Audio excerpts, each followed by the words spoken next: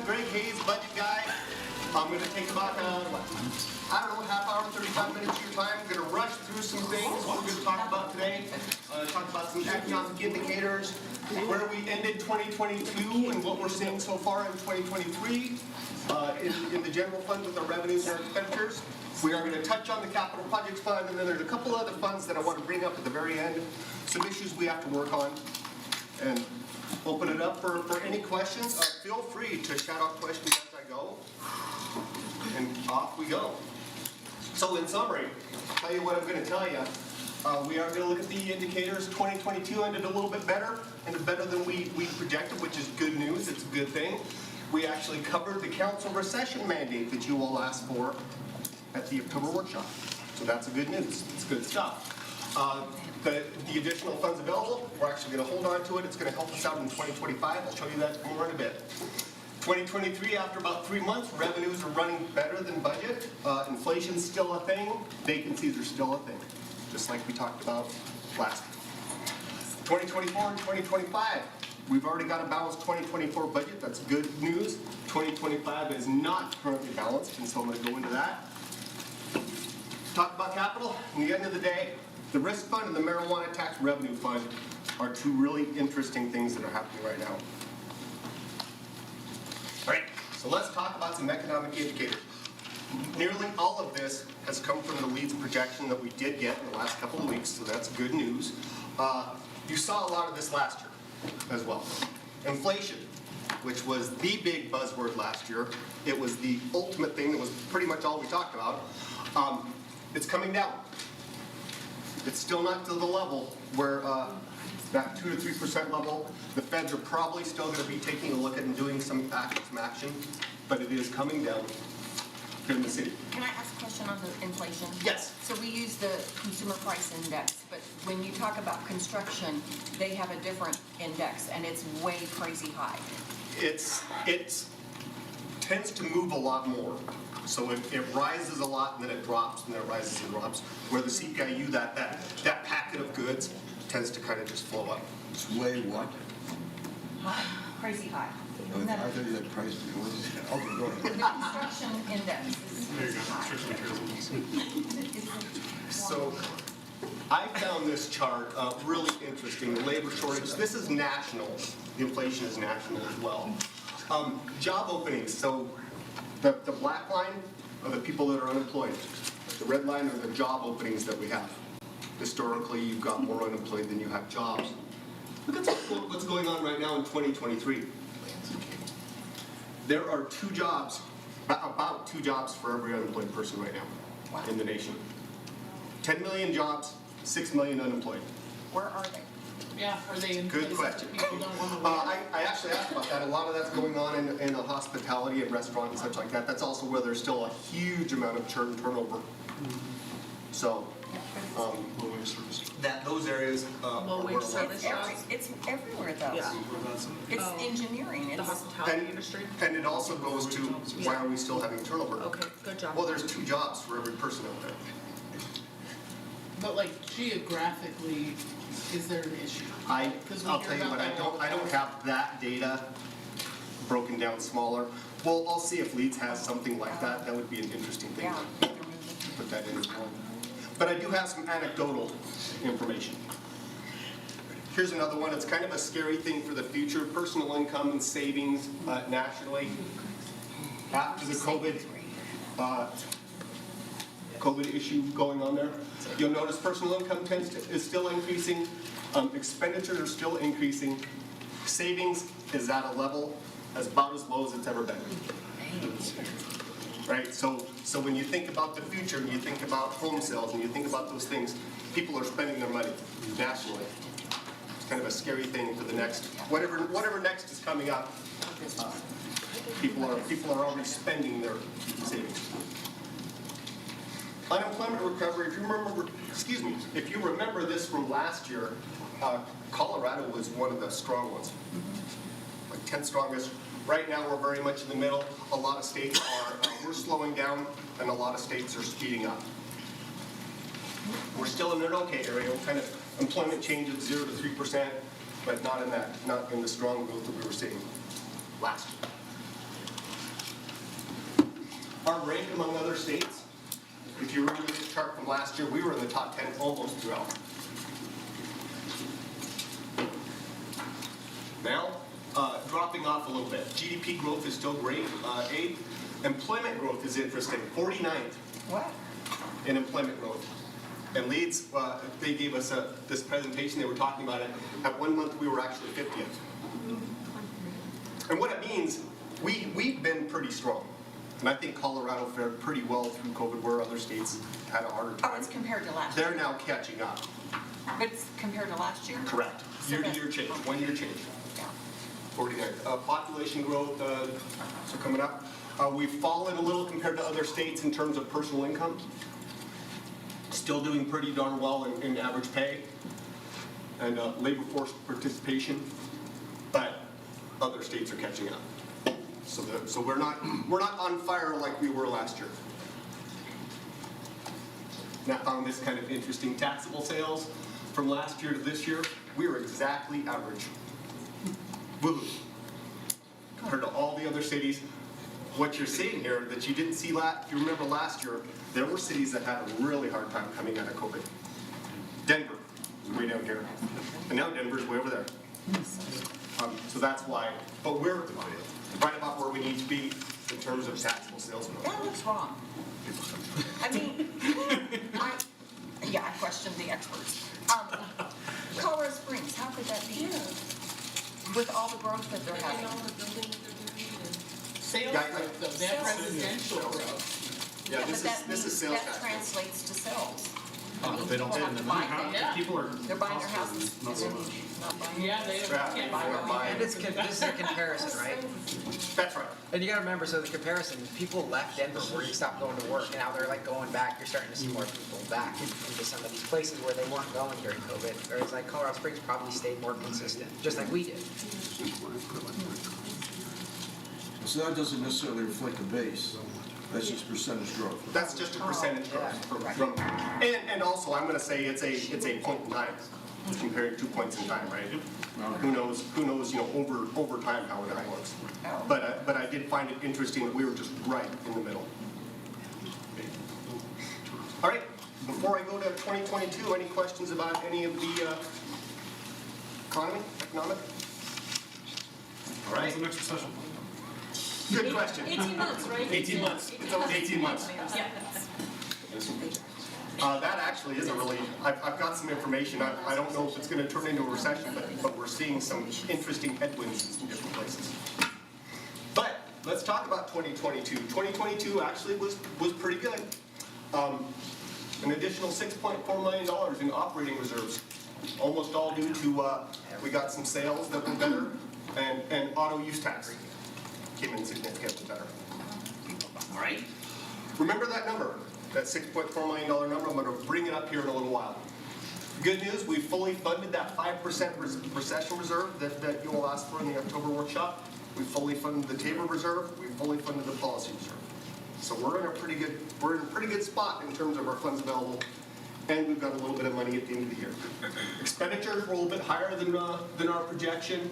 A couple things, the capital transfer was more. A little bit more money for capital. I'm going to talk about the risk fund. You all, it's in your supplemental this year where we moved some money over to the risk fund to help it out. But on the other side, last year we projected to have some significant spending in retention and recruitment. We talked with you about that a lot last year, all the different ideas to keep people working. We spent less than we projected in there. And you all saw in the spring supplemental, there's some reappropriating budget that wasn't spent. But long story short, we're in a good spot. Other funds going on, the capital projects fund revenue was 4.3 million better. 2.2 of that was the transfer, and then a couple of other spots of strength. Risk fund was significantly over budget. That's why you all saw a spring supplemental for that. And I'm going to dig into that more over several slides toward the end. What we're seeing there. Incurred but not reported claims. So these are actuaries telling us, hold your beer, there's something going on that you just don't know about yet on the risk side. Things are going to pop. These numbers have been huge for 3 straight years now. And that's kind of worrisome because not only are we spending more, they're saying what you don't even know about is more. What is an example of that? An incurred but not reported, a claim, a workman's comp claim that we haven't heard of yet. Got it, okay. An issue going on out in the world, a lawsuit going on that we don't even know something happened yet.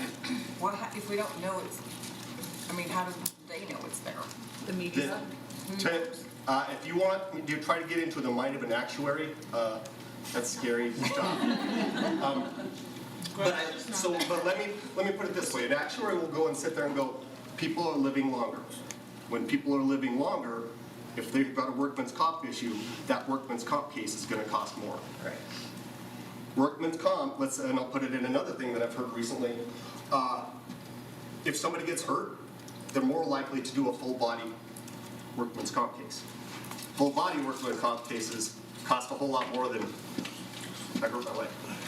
That sort of thing. And so the way that an IBNR works is, so they tell us, hey, you've got this liability out there. So then Terry and the accountants and our risk manager will put something on the books to recognize that liability. I think what you're saying is, but We don't know. yeah, who do you pay, right? If you don't know, who do you pay? We recognize the liability, and then what I think what Greg's also hasn't talked about yet, but what's also concerning is there's been years in the past where what happens is the actuaries will come in and go, good news, it wasn't as bad as we thought, and you'll actually get a positive adjustment on incurred but not recognized. They'll go, hey, you can reduce your liabilities on the books. Yep. So that's a good news story. And I will tell you that typically, I've been with the city 15 years, you get 2 or 3 years where you add to your liability, and then you get a correction a little bit later. We haven't seen that positive correction in a number of years. 8 years, 9 years. And that's... Since Jason was a low-lead budget officer. That's right, yeah. So that's the other thing that's a little concerning to us. So as Greg said, it's not only our premiums going up, but we're not seeing that corresponding reduction in liability. So it's just that trend. We have to make you guys aware of it. It's something we'll continue to monitor. Our risk manager's spending a lot of time on that. They spend it with the city attorney's office. We're not just writing checks because actuaries tell us, but we do have to recognize that liability. And I will dig into a little bit of detail into this. Other funds that kind of ended up better than our projections, wastewater, parks development, golf funds, also did pretty well. A couple of them ended up under, development review, recreation, water funds. A lot of that's actually timing related. So water fund actually did a capital projects forward that wasn't projected. So it's not that it's a bad news thing, it's just different timing in there. But overall, the city did pretty darn good coming through 2022. So let's talk about the revenues. Our current projections, mostly good news. Through the first quarter, sales tax is up about 8.3 million. Use taxes, franchise fees, audit revenues are all doing pretty darn good so far. Capital's interesting. BMUT had its best month ever in January. Not just its best January ever, its best month ever. To the tune that I'm actually a little bit worried about it. When we get BMUT, sometimes the money that comes into us isn't our money. Sometimes it's an incentivized thing, so we've got to just make sure that it's ours to spend. January was great. February was blah. March was down 35%. Okay? And then BMUT does that historically. We've been through an odd period where it's been kind of strength on strength, but BMUT tends to have these big dips and falls. It's not all good news. Fines and forfeitures are down, intergovernmental is down, and other revenues are having a little bit of, I'd say, continued weakness, but pretty good. Can I just ask regarding intergovernmental, is that because we have all that COVID money coming from the state and feds and now we don't, or is it something? It's not going to be COVID money, because our COVID money that we got in, we put over in a different fund. You give some grants, right? And give some grants, and so it's not that. It's small things. It's going to be. I can go find out the details of it. It's not much, and it's probably also timing. Because when we get a check from another place, sometimes it comes in March, and sometimes it comes in April.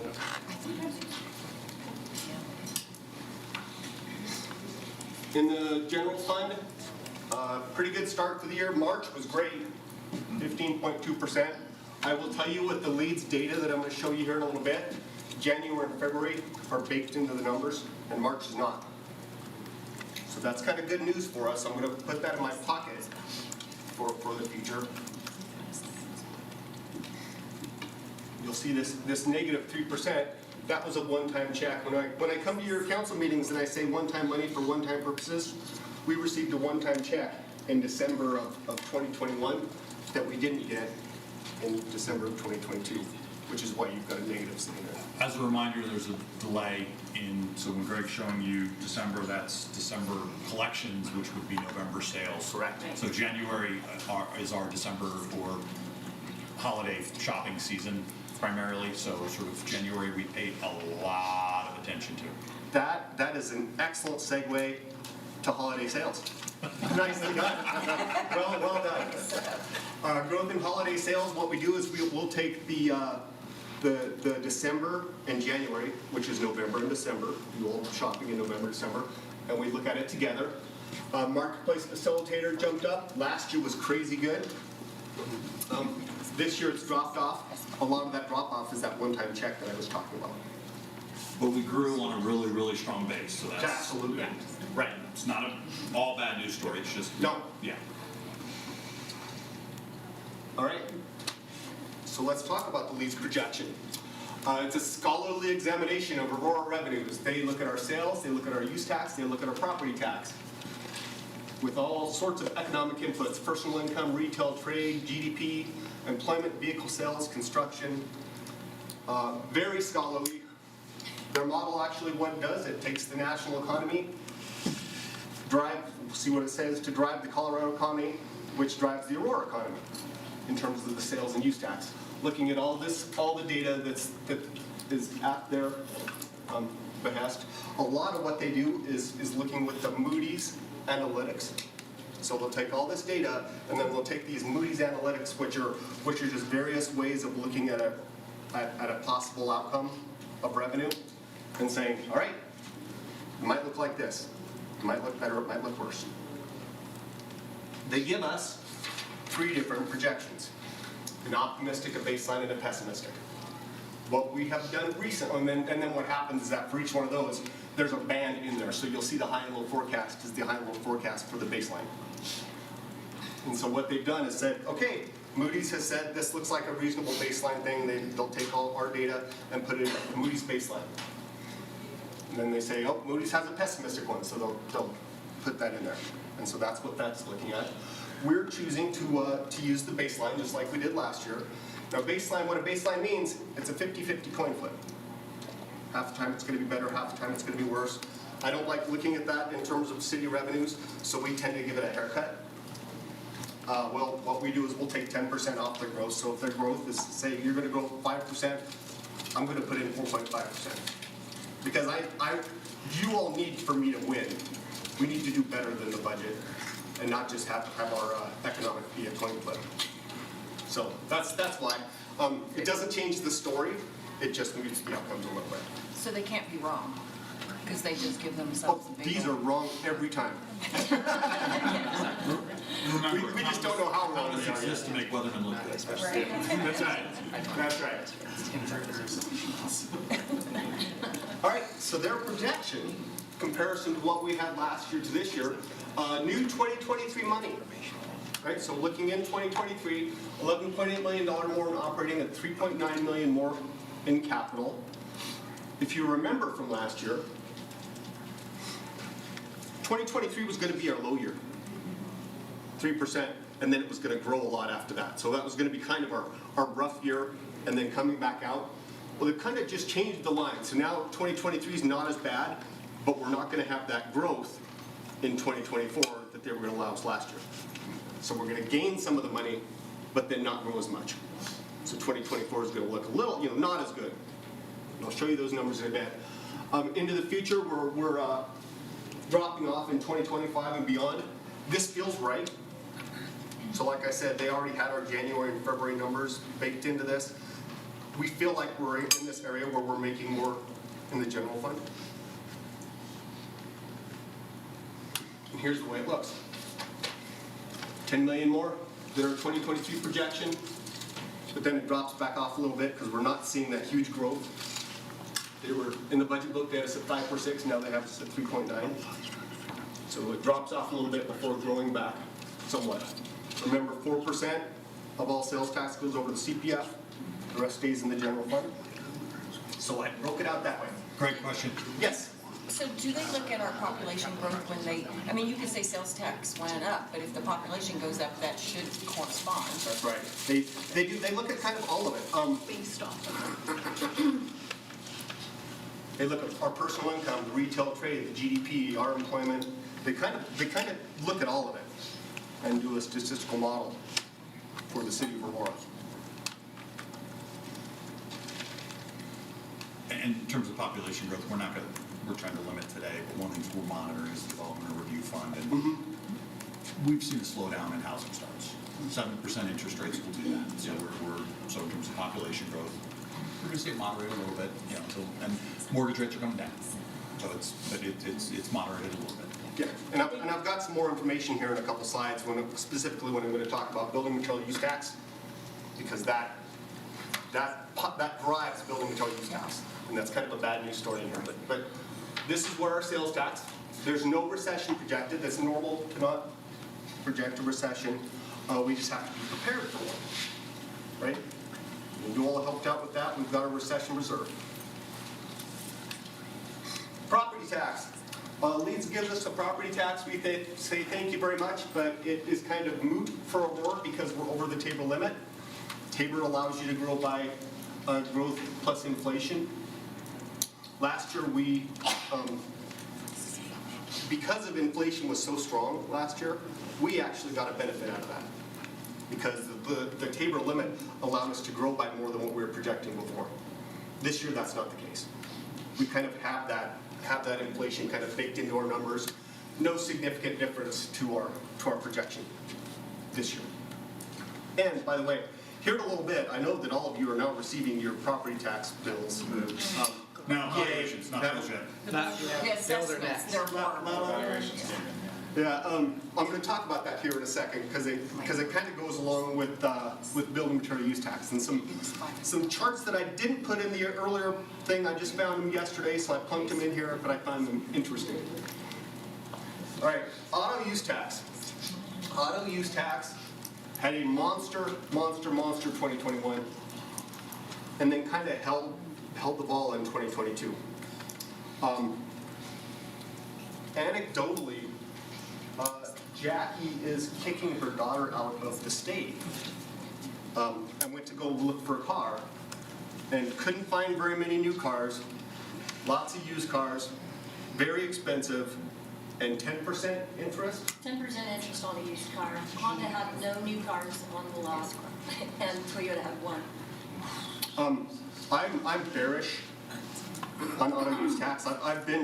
They've beaten our numbers for quite a while. I'm kind of bearish on that. Leeds is projecting that it's just going to keep going up from there. I need to see it. I think that our numbers are going to be somewhere in the middle, but I'm a little bit bearish when I think about kicking my kids out of the state, whether they can afford that car. Still taking a year to get one. All right, capital use taxes. We're seeing some decreases in building material use tax. All right, so our previous budget, over there's our Leeds new projection. You'll notice it's got a down year in 2024, a correction in 2024. And then we start growing out of that correction into the future. And they're using residential and commercial? Yes. Yep, and I'll talk to that here in just a second. Other equipment use taxes are doing better than the previous budget, so they kind of mix together. But you'll see that there's some things we'll have to balance in the capital projects fund. So why are we having a correction? This wasn't in your previous slides. I just found this yesterday in looking at different counties and what they were showing. When they do an assessment, an appraisal, a reassessment, they look at the fourth quarter of any given year, of every other year. So they did it in 2020, Q2 of 2020, and they compared Q2 of 2022. if you all go into the Wayback Machine where you were, what you were thinking about in Q2 of 2022, this was the time when you could sell your house in one day for $50,000 over asking, right? It has since come down. And this is a conglomeration. I got this from the Arapahoe County website. That right there, between the very zenith, that's the other thing why property taxes are so high right now. This is the very top that That's we've where the seen. assessment is based off of for next year. Yep, that's what the assessment's based off of. It's almost immediately dropped off.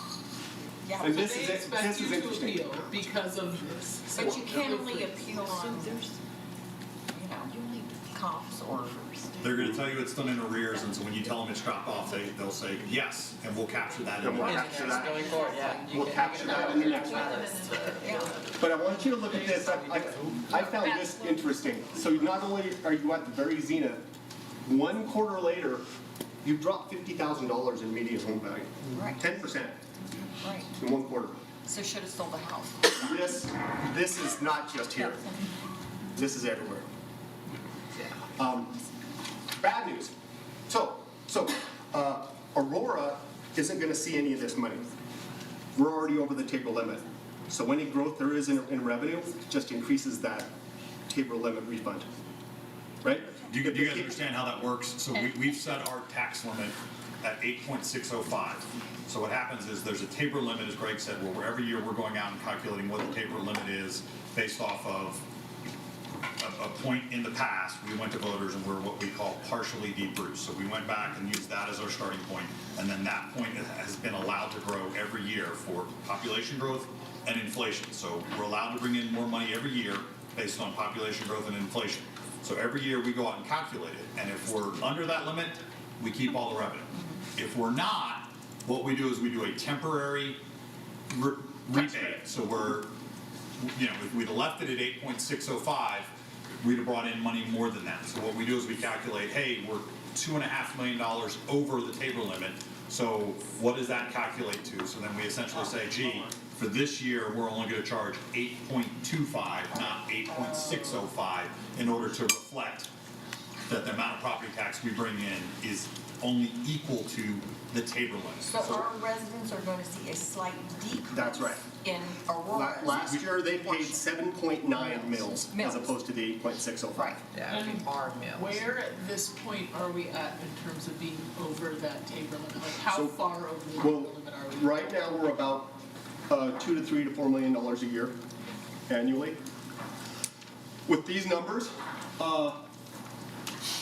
With these numbers right here, you're probably looking at maybe 11 million over.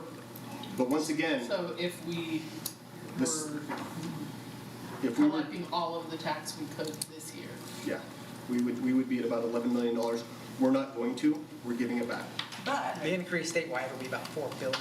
yeah, but even though we're giving back a little bit in the percentage, in the mills, People are gonna pay more. we're still getting more money because the valuations were No, high. we won't because we're already over the Tabor limit. So we've got okay, this so- line that we can grow, and it doesn't really matter how high, I mean, so Gotcha. if you raise that, you're not raising my allowable. Real quick, just because it's, you're talking, all right, so we're gonna bring in more money in 2024 in property taxes than we did in 2023. Right. But we're only bringing in that amount allowed by Tabor, which is Inflation and population and population. inflation. Okay. Yep. The assessed valuation has nothing to do with it. The assessed valuations, we're hearing between 30 and 40% increase. That's, And that's none of that is driving our property tax increase. It is merely inflation and population growth. That's for us. Yep. Once you get into school districts, metro districts, county, it gets further complicated because if they've issued general obligation debt, and in metro districts, that's what the bulk of it typically is, the way that's supposed to be is self-leveling. So that what they're supposed to do is set the mill levy to bring in the amount of money necessary to service the debt that's been issued. So if valuations go through the roof, the property tax mill levy for debt should self-adjust so that they bring in the amount of money they need to service the debt. On the operations side of the house, it will be a windfall likely for metro districts, counties, and school districts. Under our Anybody operation. that's deboost. Okay. Yep, fully deboost. And it's just an interesting point, I just have to make about Aurora. We don't see the benefit of the property tax increase, but we'll see the detriment when everybody's paying their bills, and so now they're not gonna buy houses or buy stuff, right? So that's a little thing that's gnawing on the back of my mind as all of you are paying more property tax now. That Aurora's kind of in a lose-lose situation with that. And when did we become partially debruced? 2000. 2000? Yeah, 2000, 2001, right in that. We actually gave away 3 mills worth of property tax to debruce our sales and use, so we're almost completely debruced. Debruced our sales and use? Yep, so all of our sales and use tax gets Sales and use tax is goes probably, much, yeah, not property tax. but not property tax. Okay, thank you. You're welcome. So net, this is the 5-year growth over the last projection in the general fund and the CPF. You'll notice we've got overtime in the CPF, we're gonna be okay. We've got some downs, we've got some ups. I've gotta go through, because I've gotta balance every year. So we've gotta make sure that we have the right amount of money. And the fact that we ended 2022 better than our projection helps. So we're gonna be able to cover some of these shortfalls. We'll have a little bit of money in the future, but not like in the past. All right, not like when we have $5 million a year to go spend on things. That's not the case here coming up in this 5-year plan. So the risks, the projection. Inflation is still a thing. It's down, but it's still a thing. The economy, the third bank issue that we've just heard about, right? 3 of 3 banks have failed is a scary thing. That savings rate number that I was showing you before worries me. And being all nerdy, but right now we're in what's called an inverted yield curve, where you can make more money on short term than long term, which is a leading indicator of a possible recession. So, good news is, we did have that 5% set aside in the balancing toolbox. We do have some money. We could have covered 2 of the 3 recessions we've had with that dollar amount. The one that Jackie caused here, the Great Recession, we won't be able to handle that. So, yes. She was me. Oh, and always Jason. That was mine. That was mine. Remember, I showed up and then everything went to hell. That was me. I did that too. I showed up and then everything went. All right. So, Which, Greg, don't the numbers from Leeds to the recession look more like the Great Recession Yes. than any of the so others? the Leeds recession, which I didn't put up into this thing, they gave us 3 different. We would be to the tune of about $25 to $30 million in 1 year. Yeah, it's a scary looking deep thing. So I don't like to think about it. And the dollars, Greg, that you set aside for that reserve? Yeah, the reserve is sitting at 25 million.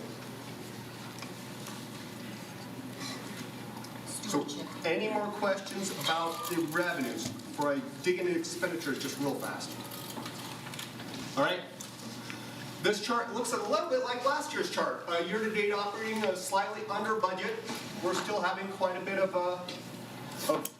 we're still having some turnover. We're still putting money toward overtime and special pay and such like that because of the turnover that we're having. This number was much larger last year. Now it's a little bit more tempered.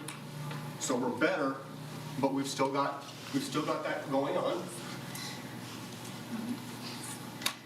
And turnover. And if you have any questions, Ryan's here and can answer everything you'd ever want to know. Turnover is starting to come down. It's trending down from the high point right there. We've still got quite a few vacancies. We want this number to be less, but at least it's going in the right direction over time. And I found this one to be an interesting comparison. Where we've been and where we are now, but compared to state and local and federal and the private sector, we're kind of catching up. So we used to be much less than everybody else. We're kind of catching up, but we're still less. Our bad year was still less than the state and local and the federal. And those of you in the private sector with your 50 to 100% turnover, hiring people to serve food, Right. it's still pretty bad, right? It's still pretty rough. Wanting a job? Our job on? Can you pay me that? Where's Ryan? Pay you what you work. 25 bucks an hour. That's what I used to make. Where's Ryan? So, I have a question. oh, Ryan. yes. So, when our city or the state goes into a little bit more of a recessionary period, is that better for us in terms of less turnover, better recruitment because people feel safer than being maybe in the private market? Yeah, I mean, I've worked at a few municipalities, and generally, local government has a little bit more security and comfort.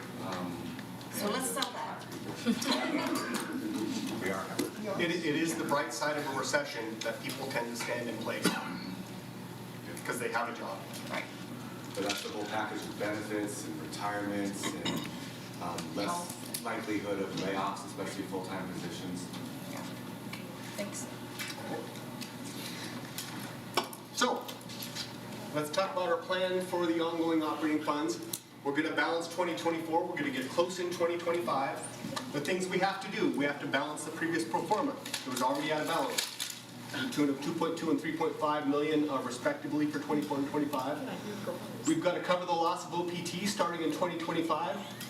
There's a couple of issues. The risk fund, we're going to put another $1 million from the general fund over to the risk fund on an ongoing basis, and once again, I'll talk about that at the end. And then our health insurance is over our projection. The current estimates, early estimates, is that we set aside 5% for health insurance, and the early numbers are coming in at like 9 to 11, something like that. 9 So, to 12. 9 to 12. Early numbers, but we're estimating about $1.5 million in the general fund. So I'm taking all this into account. I'll show you the pro forma here in a second.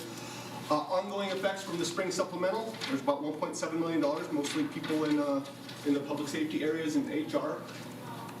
A little bit of public safety IT mandate money.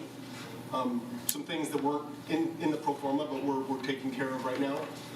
With all that, we're going to have a balanced 2024 and out of balance 2025, so we're really not looking at amendments. When you look at your budget book this year, it's going to be kind of boring. Outside of what's already in the pro forma, which is basically public safety, we're not even doing a SLAR setup this year.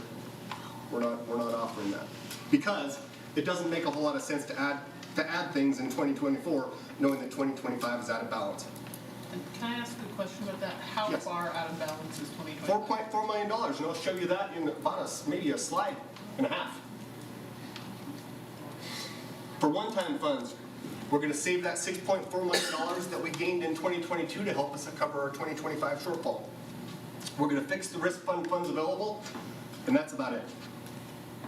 That's about all we're doing. So here's your pro forma. The white lines are what was in our pro forma previously, right?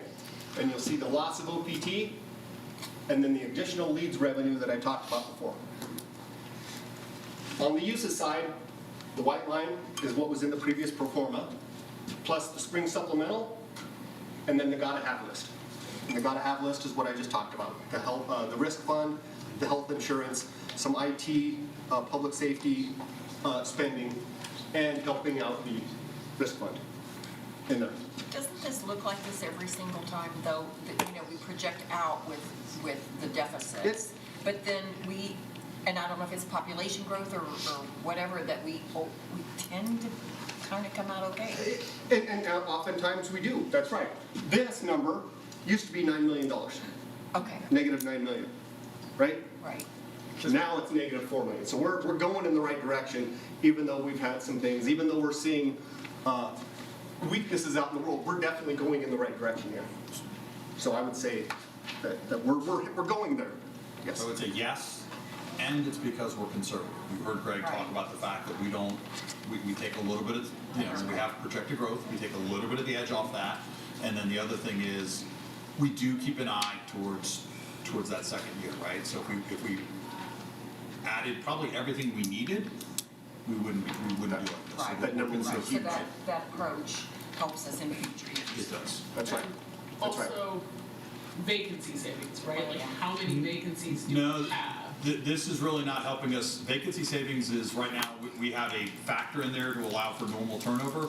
Vacancy savings really only helps us in a current year. We are not using vacancy savings to balance the long term. This assumes that we are staying fully staffed with, except for what are we up to, $1.5 million, Jack? Yeah. $1.5 million. Okay, so Right. we can- And we've historically, or recently historically, have been over that, but we like to hold that in our toolbox for in case times do get bad. We're gonna need that money in any given year, right? So there you go. It doesn't look bad. It looks better than what it did before, but we're not there yet. And we have a year to figure it out. We're gonna take that $6.2 million and we're gonna buy ourselves a year. We're gonna cover this with funds available, existing funds available. In the capital, I've got to balance those 5-year plans. Oh, there's some negative numbers in those years. I've got to figure that out. We're going to fix a few needs, but not much else. I would say that capital project fund is going to be kind of a boring budget as well. Boring isn't always bad, though. Any questions before I dig into my final 2 funds? All right? A general Yes. question, which is we have various plans that council has put forward and adopted, the immigrant integration plan, the housing plan, that we really have so far not funded, and it sounds like we can continue to not be able to fund under the current budget projections. Is that correct? Basically, yes. So anything that isn't currently in my projection in the pro forma, that's an ongoing spend, is going to make that number worse. So if we didn't eliminate OPT, 2025, 2026 would be balanced. Yes. Okay, thank you. Any other questions? But if we continue, if leads is off, as it's been so far this year, continues to grow, they will be balanced. Yeah, let's If we hope. grow at the Let's hope. 4 months into the year at the same rate, and again, If 1% of revenue is about $5 million. yeah. We can be 99% right and 1% of revenue. That's why this, I don't want that. I don't want that number to get worse, but I also am saying, no reason to cut right yet. Let's make sure, we'll see the whites of their eyes before we have to do anything scary. But to jump on a point that Councilmember Coons raised, that also means we're not really investing in the housing plan that we passed years ago. We're not actually following through with the immigrant integration plan.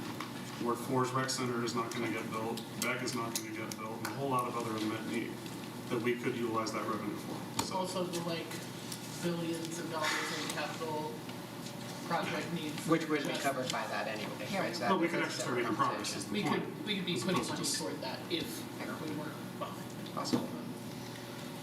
Alrighty. So I promised I'd tell you a little bit of nerdy stuff about the risk fund. Funds available has taken a hit in the last couple of years. Confidence levels. So the way it works is that the actuaries will come up and say, we think that your list of issues that you have, both known and unknown, is going to be worth X amount of dollars.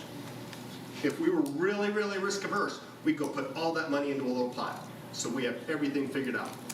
That's probably a little too conservative. So we put over a different amount.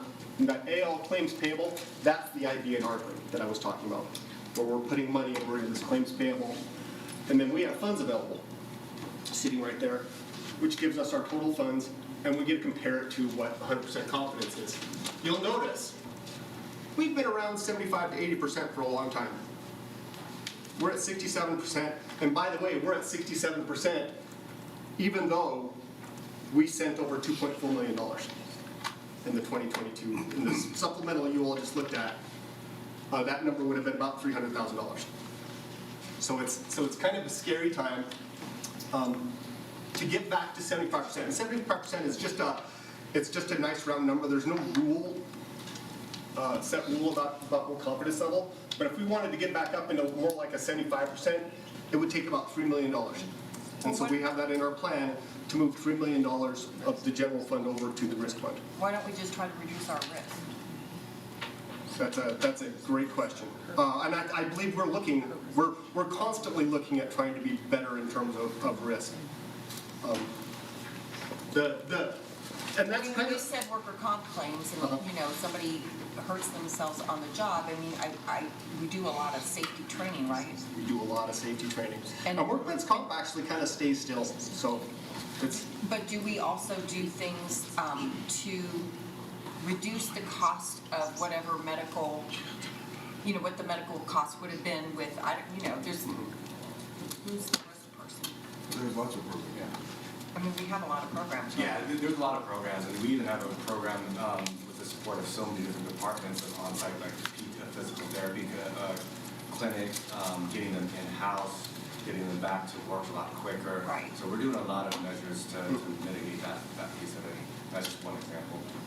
but there's a couple things that are a little bit outside of our control. So total costs are up 78% since 2019 in the risk fund. Premiums have doubled. Okay? That incurred but not reported is up over 140%. So those things we don't know about yet are driving a lot of our spending right now. 2022 is nearly 2.7 million. It's been over $2 million for 3 years now. And Jason's right. Back a long time ago, it used to be 1 year you'd have to put in a little, 1 year you get to take some out. Put in a little, take some out. This is a completely seismic shift from what we've seen, even 5 years ago. If you look back 10 years, the average in 2013 to 27, IBNR averaged about 5% of the total risk fund. Now it's about 15% of the total risk fund. Right? So what we're doing is we're going to add $1 million. It's already baked into the pro forma that I showed you, ongoing to cover the increased costs. We're going to put some one-time money into it, and hopefully that's going to solve this on the long run. We're going to be watching this, but I wanted to let you all know that we're going to be working through it. Any questions on that before I go to my last Can one? we sell A-flat? What's that commercial? Aflac? The duck? All right. My last little piece of news, marijuana tax revenue fund, we're seeing some issues with revenue, right? The fact of the matter is, this is average market rate, unprocessed retail marijuana, wholesale prices, as low as they've ever been. Right? Let's go smoking. No, the prices are as low as they've ever been. Right? Which means that our revenues are dropping off. Well, it's because they're selling it on the streets again because marijuana has been taxed so heavily that it's like 1990s again. They're selling it on the streets. Oh, That's exactly right. I own bars. I know what's Yeah. happening. they're selling it on the street. They're selling it on the streets because it's taxed so heavily. They're not going to go to dispensaries anymore and buy it. They're buying it on the streets. Councilmember Bergen is doing her part to prop up those rules. Oh yeah. Oh, I see her. I see her. I mean, That's not true. Our sales tax has been dropping off recently. We don't know where the bottom is, and we still have some funds available. We don't know where the bottom is, but we're going to be watching this. You do the gummies. That's how we fund a couple of our rec centers, right? Yeah, we've got a couple rec Yes. centers. We do some transportation with this. And We for did, homeless we programs. did the violence program, right? You've got violence dollars in here, that's right. We're gonna work on a long-term balancing of this fund. And we've gotta look at it, we've gotta make sure that we understand where when the revenues are decreasing like that, we've gotta figure out what the future holds, where the bottom is. The good news is, in our previous projection, we were actually adding the funds available. We don't think that's gonna happen anymore, but we've got funds available sitting there. We've gotta look into the future. We're probably not gonna see additional funds available into the future. We think that we can handle this. We've got some funds available sitting there, but what we're looking at is no additional spending in this fund at this point in time, until we figure out what the long-term implications of the decrease in the revenue is going to be. And I know that that's been kind of the playpen money for different ideas. We're probably gonna need to take a year hiatus and make sure that we understand where this fund is in the long term. But we promise, we're gonna do our work, and it'll remain solvent throughout the 5-year plan. Yes? Are we gonna stand up the Amendment 64 committee again to kind of review those issues? It's It was ad hoc. combined into M&F Oh, okay, completely. since the Marijuana Enforcement Division is under the Finance Department. So So it'll the just M&F be committee, M&F, it's not gonna be yeah, M&F committee separate. could take up Okay. cannabis issues. So my big question for you, do you have any other questions regarding anything we've talked about today? I will tell you, we've got a plan. There's a lot of things we don't know yet. We don't actually have a personal services projection. We do a new one every year, and so we've got to make sure we understand that.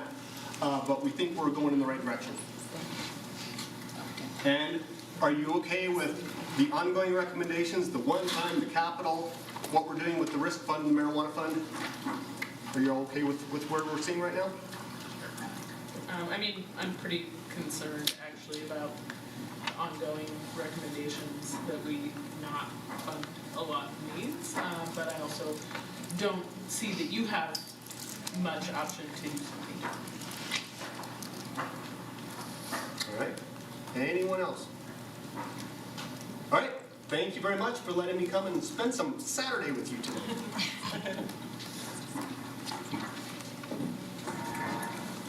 Okay, the time is now 10:25. Let's take a break until 10:30.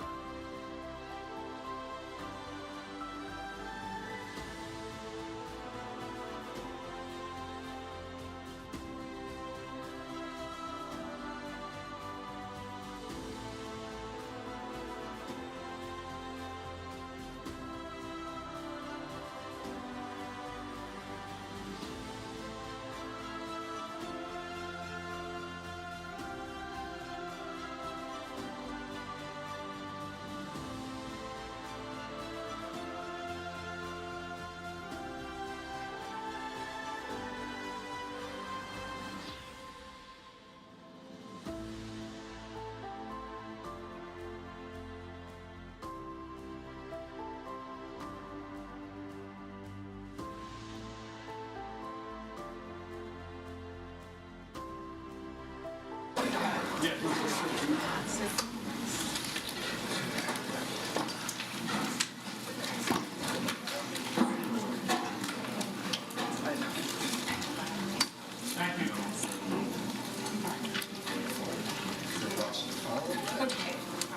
number 2023, our council set aside funding discussion. All right. You thought you were done with me, but you're not. We are looking at council set aside. If you remember, we set aside $3 million. We spent $300,000 of it at the October workshop. We came up with ideas and concepts from all of you to start spending the remainder. I think that I've got a lot of good news right here. So good news number one, your decisions, facts that are in here, the decision tools seem to have worked. We've reached quite a bit of consensus. The vast majority of you voted on projects that had consensus. Wow. And the majority of you had an item on here that got consensus. Right? So I know that we've got 15 minutes set aside for this. I think that I could make it faster. So the winners are in green, up here and on there. The ones and the votes, you'll see the votes in the second column over. Anything that had 6 or more votes from all of you, I called it consensus.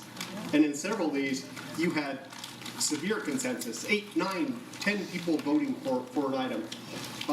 What you'll see on this list of all the things that have at least 6 votes, you've got $1.45 million of the $2.7 million in here.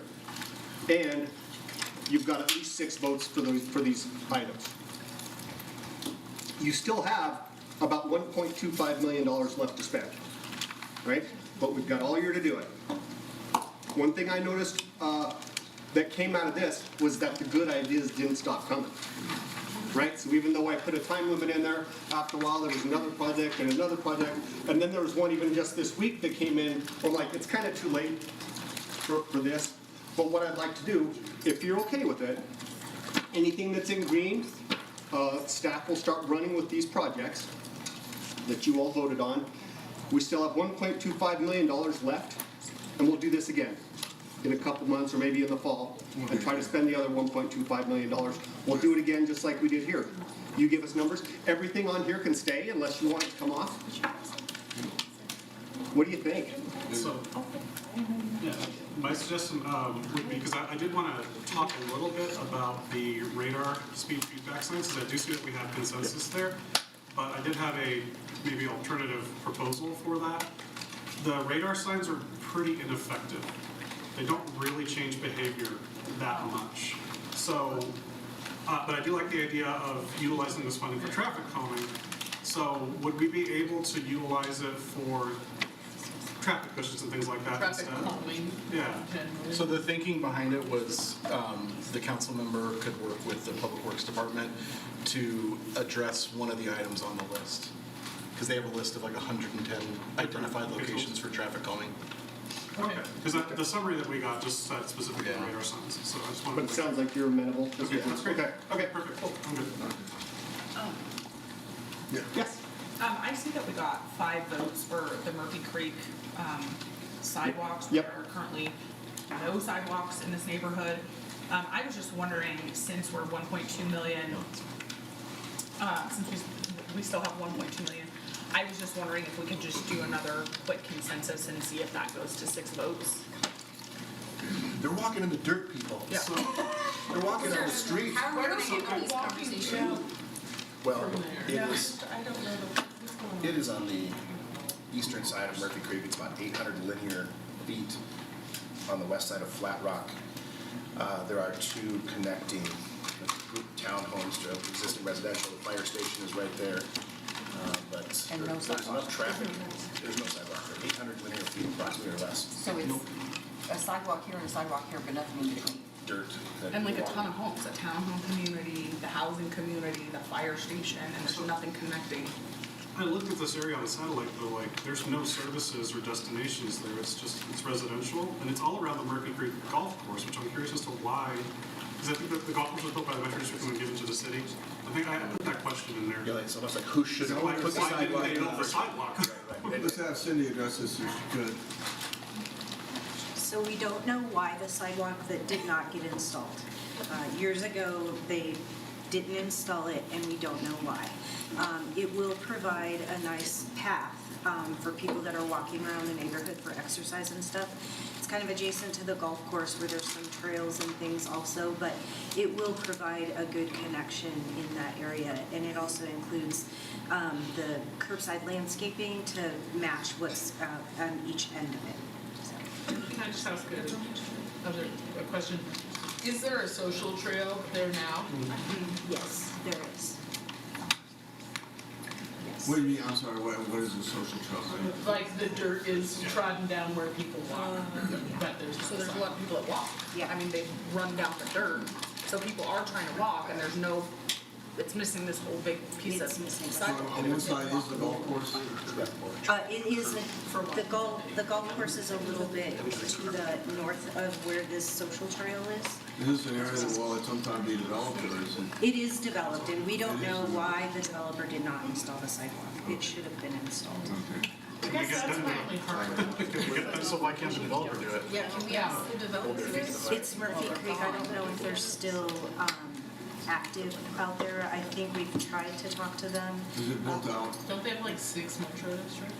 So it's not the Metro District's responsibility, it was the No, and there was a home builder that came in with an option, but they've since backed out, I think, with the housing way it is right now. So this would just be getting that sidewalk in to make that connection. And I don't know about the status of the metro districts. So, yeah. So if a developer came in the future, would they be responsible for that or not? Yes. So could we do this if we fund it and then a developer comes in, couldn't they pay us back? I believe so. As a requirement. We'd have to work through the metro district, or through the But we can developer on that. now. Very good idea. Further I mean, that comments, way questions on we this? get our money back. Okay. Is there, okay, so we have a proposal on the floor for, how much will this fund? It's 606,000, and right now we still have 1.2 left. Okay, is there objection? Mayor, Yeah, Councilmember. just from a process standpoint, I wanted to talk about the repurposing APS facilities and bump that up to see if folks, now that there's a remainder amount, if folks would support that. But I didn't know if there were any other items that didn't get like the full amount or that folks wanted to discuss. So I just don't know what's on the board. You know, some folks might be waiting to see what Yeah, other I'm outstanding wondering requests are. would everybody be okay to follow Greg's, suggestion and let's, if we can wait till the next quarterly workshop and then where people have a chance to really look at these issues and then make a decision. It's only 3 months away. I mean, is that your suggestion, or is That that it not is, what we for, need? for us to do this again, everything that's on the list stays on the list that didn't already get funded, so your items with 5 votes, you go around and you get one more vote, then it gets funded in the next time we do this, And then which is whatever the balance is. whatever the balance is. Yeah, I Yep. think that makes sense. Councilmember Graham? Yeah, I generally am okay with that. The only issue is the APS is, repurposing APS monies is time sensitive. So they went through they're going through an RFP process to repurpose the schools that were shut down through our public schools. So that request cannot wait 3 months. That would, otherwise I'm okay, deferring. Also, it is green, it's not yellow. Yeah, but just for the full amount, yeah. Does that make sense? Well, I'm sorry, what was it funded at right now? There was a variability, so there was the low side of 250, the high side of 500,000. 8 of you voted for 250,000 and 2 of you voted for 500,000. And I guess I would just ask, it's already green, right? So it's not a 5 vote, but if folks, now that there is a deficit, some folks have said they only put it at half because they were trying to allocate their monies to everything, but now that there's a deficit, they'd be willing to support a higher amount. But it already has 6 votes, or the amount of 10, it's 10 votes. Do we know the actual cost? Because we're just kind of throwing out 250 to 500 for something we don't even know is really going to happen? Yeah, so it's a proposal, it's one of the final proposals through Village Exchange Center to repurpose and reprogram the Sable and Paris elementary schools. And so it's they're not sure if they're still in the Right. process, but we told them that we would consider this conversation at the budget conversation, so their process has been trying to take into account if the city would work with Village Exchange Center to support their proposal. Okay, if I could, just for a second, I don't think that, so APS has made a decision to close those schools, and now the question is repurposing those Yep. schools. But I think they have an RFP out, They do. so they've not made a decision Yeah. So we should not. on repurposing it. But We have to get with a deadline, but So one of the proposals is contingent on a potential partnership with the city of Aurora to support the proposal. So that's where the 250, 500,000 comes into play. Councilmember Varga. Do we know what it's being repurposed to? Because I would want to know what it's being repurposed to before allocating more money. I mean, I think I voted to put 250, but Yeah. Councilmember Moreno. Yeah, it's a pretty robust proposal, but essentially they're trying to keep it in use for the general public. We're trying to see if we can support their process by potentially keeping the park space or green space there as like a city, space. So theoretically, somebody could buy the land and do whatever they want with it. Our interest in engaging with the Village Exchange Center is they want to do what they do with working with different faith communities, different immigrant and refugee communities, providing different office space. They have very quickly outgrown their current location, so they're trying to provide more office space. I'm trying to so work with will them. they sell their current one to move into this one and make, they would get money from the sale? No. So these are the safeguards that we would put into any agreement. Is we would want to maintain the right of first option if they did decide to sell. We would also ask them to either dedicate or keep open the lawn or grass space as a city facility instead of it just being for the Village Exchange Center, so the neighbors can use that as like a park. So there would be safeguards in there to support whatever proposal, but we haven't established that because they haven't even decided that that's the proposal. Right. So And I think Colorado Uplift is also competing for that. yeah. Councilmember Zaritsky. Well, my question is, what is APS's contribution financially to repurpose these facilities? Like, why is it just on us? What is their contribution? I don't think it's just on, that's a good question. I don't think it's just on us. I think they put out the RFP to determine options on what they're gonna do with those properties. So they have not answered that question yet. I think they did a vetting process to see kind of what were the best options, and now they're vetting, I think, the top 3 or 4 options with community, kind of seeing if this piece of funding comes through. Has APS committed to any funding once the RFP process is done? Like, has APS said we're gonna contribute If I money? could go to Councilmember Lawson. So Councilmember Murillo, I just have a question because I know someone, you're saying that you're putting it with Village Exchange Center, but there's some other organizations that are competing for this. Yeah. Because I know one someone that came to me about it. Yeah, same. So, but you're kind of putting it, it's like it's gonna be Village Exchange. Well, We don't know. But we don't know yet. Yes, right? so Okay. let me clarify Okay. too. So I was approached by a few folks as well. Okay. I actually think there's some really great proposals. I obviously really like Village Exchanges as well. So yeah, the original request was from Village Exchange. So to honor that was kind of the original intent. But depending on who, so I think that would just be kind of honoring the initial intent. But if we're supporting kind of the acquisition of this process or the land, it might be something that we could consider for the winning organization as well. So it could be a hold, like a hold on the budget until we figure out who is the final finalist of that process, and then come back to council if it's something other than the Village Exchange Center. Because Who else would like to? Mayor Pro Tem. Thanks, Mayor. To kind of wrap this conversation up a little bit, my recommendation is we fund what's on here that was voted for. We've had this information for weeks, and additional funding, we can talk about it at our next workshop. Carry the items over.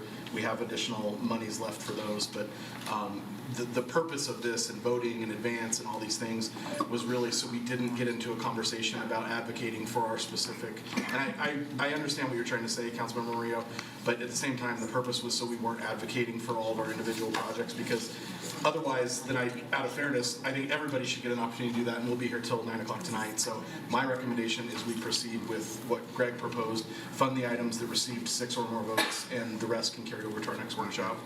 Is there objection to that? Oh, just one quick thing. Regarding Murphy Creek, what if we just did $100,000 for a study of the sidewalk and the design? Design, yeah. I'm just wondering if we could just hold to Mayor Pro Tem's proposal, just to let's put it all on hold. Because if we're going to go with one thing, we're going to go with everything in terms of discussion. Is there objection to Mayor Pro Tem's proposal?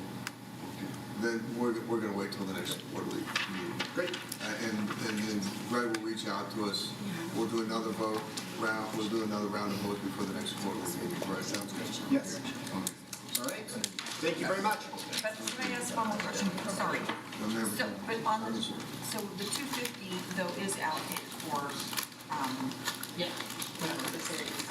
so if, my question is, if they were not to win the RFP, then that would It'd go keep that back money? in the spot. It goes in, okay.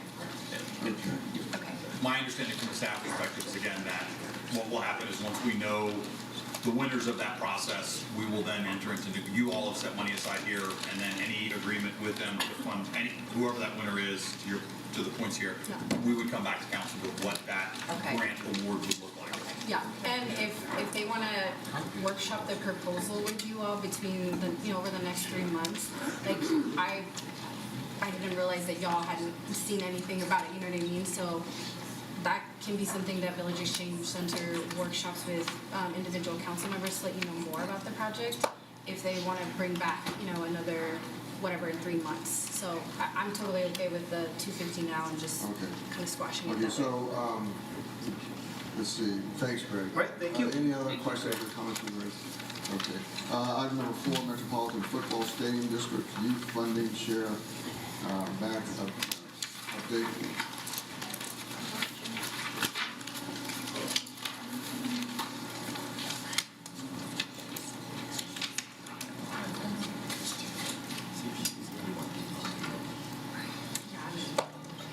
Rachel Russell. It's a good, Okay.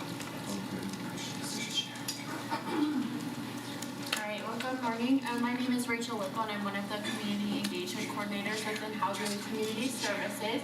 And I'm here to provide you guys an update on the Denver Broncos funding for youth activities, or Dream Big for Aurora Youth, as we call this project. So just as a reminder, the funding for this project came from the sale of the Denver Broncos.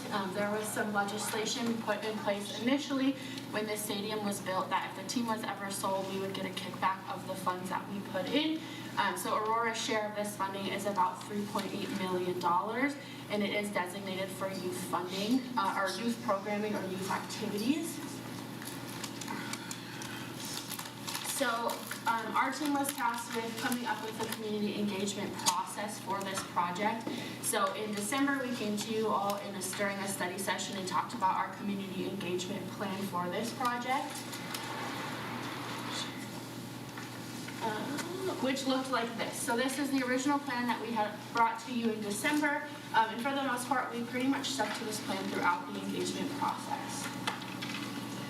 So the project timeline in October of 2022, Deputy City Manager Roberto Venegas met with department directors and managers who serve youth directly to talk about funding priorities. And then in December, we came to you guys for a study session, like I just mentioned. And then in February 21st, we launched Dream Big for Aurora Youth. And then that project was initially set to end on March 31st, but we ended up extending the project through April 21st to get some more feedback from the community. And then we're here today at Spring Workshop. Next steps in May, staff's going to take all the data that we received and we're going to analyze, and we're going to work on recommendations and a plan for how to spend that funding. And then this summer, we will bring that plan back to council. And then we have an August deadline for a plan of how those funds are going to be spent.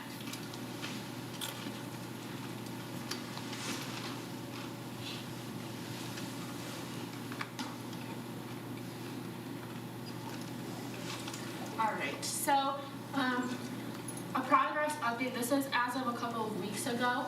We did extend the project, and as of 2 weeks ago, we had about 1,300 engagements on the project. As of today, we are sitting at about over 1,600 engagements on the project, so we're pretty happy with that number. And our engagement happened through several platforms, so the schools, focus groups and presentations, community, neighborhood, and city groups, rec centers, libraries, newsletters, listservs, social media, a little bit of everything. And in the backup documents, you will see the Excel spreadsheet that has all of the engagement touch points that we went through for this project. This slide and the next slide are just some screenshots of the IDEA tool. So we did most of our engagement through the Engage Aurora platform, and the IDEA tool is just one of the ways that we try to receive feedback. So the cool thing about the IDEA tool is people can share the ideas that they have, but then residents can interact with each other. So you'll see like camp postcard, somebody put that idea up, we got 106 likes on it and 12 comments. So residents could interact with each other's ideas and just kind of discuss back and forth, see what other people were talking about. So then we jump into our survey. And so the first question on the survey that we asked are you an Aurora resident? Yes, no, or if yes, what is your zip code? So just under 90% of the responses that we received were from Aurora residents. Question 2 is what is your age range? So the large majority of those responses came from the 26 plus age group. So for this project, just as a reminder, we were really targeting youth serving professionals and youth caregivers. So we're thinking that 26 plus came from a lot of our youth serving professionals and our youth caregivers. Question number 3 was, are you a youth caregiver? Yes and no. And then are you a youth serving professional? So you kind of see the breakdown there. And then question 5, how would you like to see these funds spent? So this was a rank of 1 to 9, 1 being the highest priority, how do you want to see it funded, 9 being the lowest priority. And so these 1 through 8, 9 was an other, but 1 through 8 came from the recommendations that the managers and the directors brought together, so that's what informed question number 5. So STEM was, to the community, was the highest priority for funding, and sports programming being the lowest. However, we see that they all fall between that 4 and 5, so they were very middle of the road, all of them. So we feel that the recommendations really reflected what the community was looking for. Just a question, didn't Denver and their allocation, did they already decide their allocation and wasn't it heavily in the sports program? I'm not sure. Have you heard? I've not heard from Denver yet. I thought they did. The thing about this is all of these ranked about the same. So the priority is that these are all priorities for the community. So people were ranking them between a 1 and a 9, and a lot of people, everybody was ranking all of these between a 4 and a 5. So they were saying sort of across the board, these are all a priority. Well, why did we let them rank it that way? Why didn't we, force a let's pick everything as a 5. Well, it would force a ranking, right? So they had to list them 1 through 9, but then across the total number of people, they landed in the middle. Yeah, so essentially the takeaway message is these are all important programs for the community. The way that it which community? The people responding. The people that responded. I know, but is it broken down by areas or not? We have not done geographic, but we can do that analysis. And again, this is just kind of an update, and so when we come back with final recommendations, the zip code piece can be broken down. That's how the Engage Aurora tool works. Yeah, and so then we did ask people for question number 6 to dive deeper into why they ranked these the way that they did, or specific ideas that they had for their ranking. So question 6, please share your ideas and details on how you believe the money should be used. So again, this is not all of the results, this is just themes, the most common things that we have seen in our initial analysis of the data. So some sample ideas in no particular order: free or affordable programming, after school sports, summer programming, mentorship programs, youth center or youth violence prevention, youth mental health resources, skate parks and sports facilities, free or affordable rec center access for youth, more library programming and library improvements, STEM programming, and funding pre-existing community programming. So in addition to updating all of you, we also wanted to come back and have this as a chance to provide your feedback as well. So what are your funding priorities for the program and or infrastructure for this funding that supports youth activities? And if you had to prioritize these, we can either have this discussion now, or if you want to reach out to myself or to Jessica, if you want to set up time to talk about it, just please let us know. We'll take your feedback that way.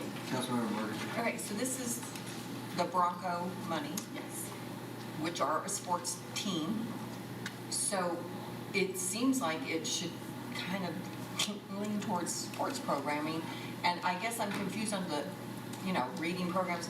Some of these things the school should be doing. So where is the school responsibility in, STEM and reading? I mean, that's their job. Yes, I think some of those are also programs that the city is already funding or providing. So I know the library is doing STEM programming, they're doing reading programming. So I think this would just be to help kind of bulk up what they're already doing at the libraries. And Principal Bergen, just so you know, the written portion of this for all the towns and cities just says it needs to be towards youth activities. Okay. Now, for example, some cities are just buying a lot of balls, right? So the smaller cities, and some people are just doing things like that.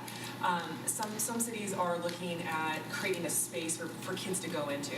So that's why they wrote it so generally. Okay. It's just so every municipality and their community can decide what they want to see with their youth. And one of the things Rachel did a really good job of is part of the strategic planning is looking at the entire area of City of Aurora and going to all the pockets. Also focusing a lot around our hotspots that our public safety partnership showed that those were key areas when they did their assessments that we need more youth kind of activities. And so they also made sure to go to those areas. So we went to all the schools for APS and Cherry Creek. We also went to preschools and their families. We made sure to really reach as far as we can to ask, what do people want to see with their youth? Whether it's teenagers, adolescents, or kids. So that's why it's so general. If you look at it, it just says youth activities. And that can be anything. It can be sports, it can be STEM, like she's saying. It can also just be places for youth to hang out, like, maker spaces too. Yeah. Other questions? If not, thank you for the presentation. Time is now 11 o'clock. Instead of, we're a little bit behind, instead of taking a 15-minute break, I think we can take a 5-minute break. So we'll be back at 11 o'clock.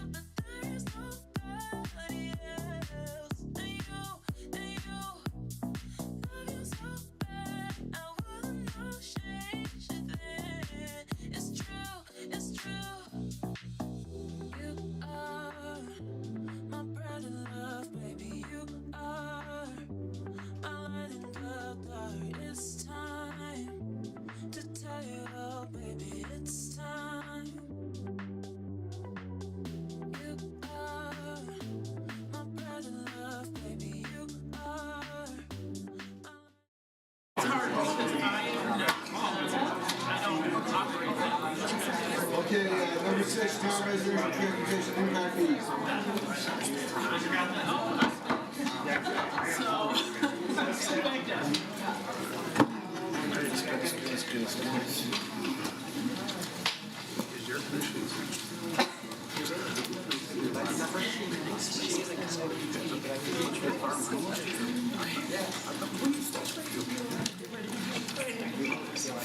Please proceed.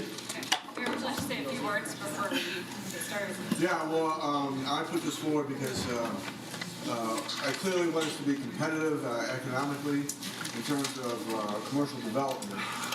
But we've always had the philosophy that growth ought to pay its own way. And we have impact fees on residential, but we don't have impact fees on commercial, non-residential. And so I think it's something we ought to take a look at. So, good morning, Laura Perry, Deputy City Manager, joined by Brian Duffy from the Economic Planning System. We are going to tag team this presentation today. Today is an informational presentation only, and we'll get to that at the end, but essentially today you're going to hear a little bit about the background of our transportation impact fees, key policy matters, a little bit about a proposed non-residential transportation impact fee, surrounding community fee comparisons, and then council will engage in a dialogue. Impact fees, we've been through this one a few times, so be short. It's one-time charges on new development to pay for capital costs that you need to serve new development. Existing residents and businesses do not pay impact fees, just new development. We've used them. The city has impact fees already in place for parks, buildings and facilities, fleet, library, and transportation on residential. This would, of course, add them for transportation on non-residential. They can't be used for operations and maintenance. We'll go into more detail on that. And they're really, as the mayor said, they're a part of a policy of growth paying its own way. And growth paying its own way is pretty critical. It's a big concept. It's critical to the city's long-term financial sustainability, so that it can, as the city grows, that it can maintain the level of service that it provides to all residents and businesses. Service, and it's also important, it's also more equitable when growth pays its own way, because fewer tax revenues are diverted from existing development, existing residents and businesses, to help pay for new development.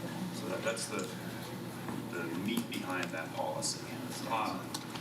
Types of projects that the transportation impact fees would be used for is new capacity, new transportation capacity, new roads, connecting gaps in the transportation network, extending roads, major intersection improvements, things that add capacity.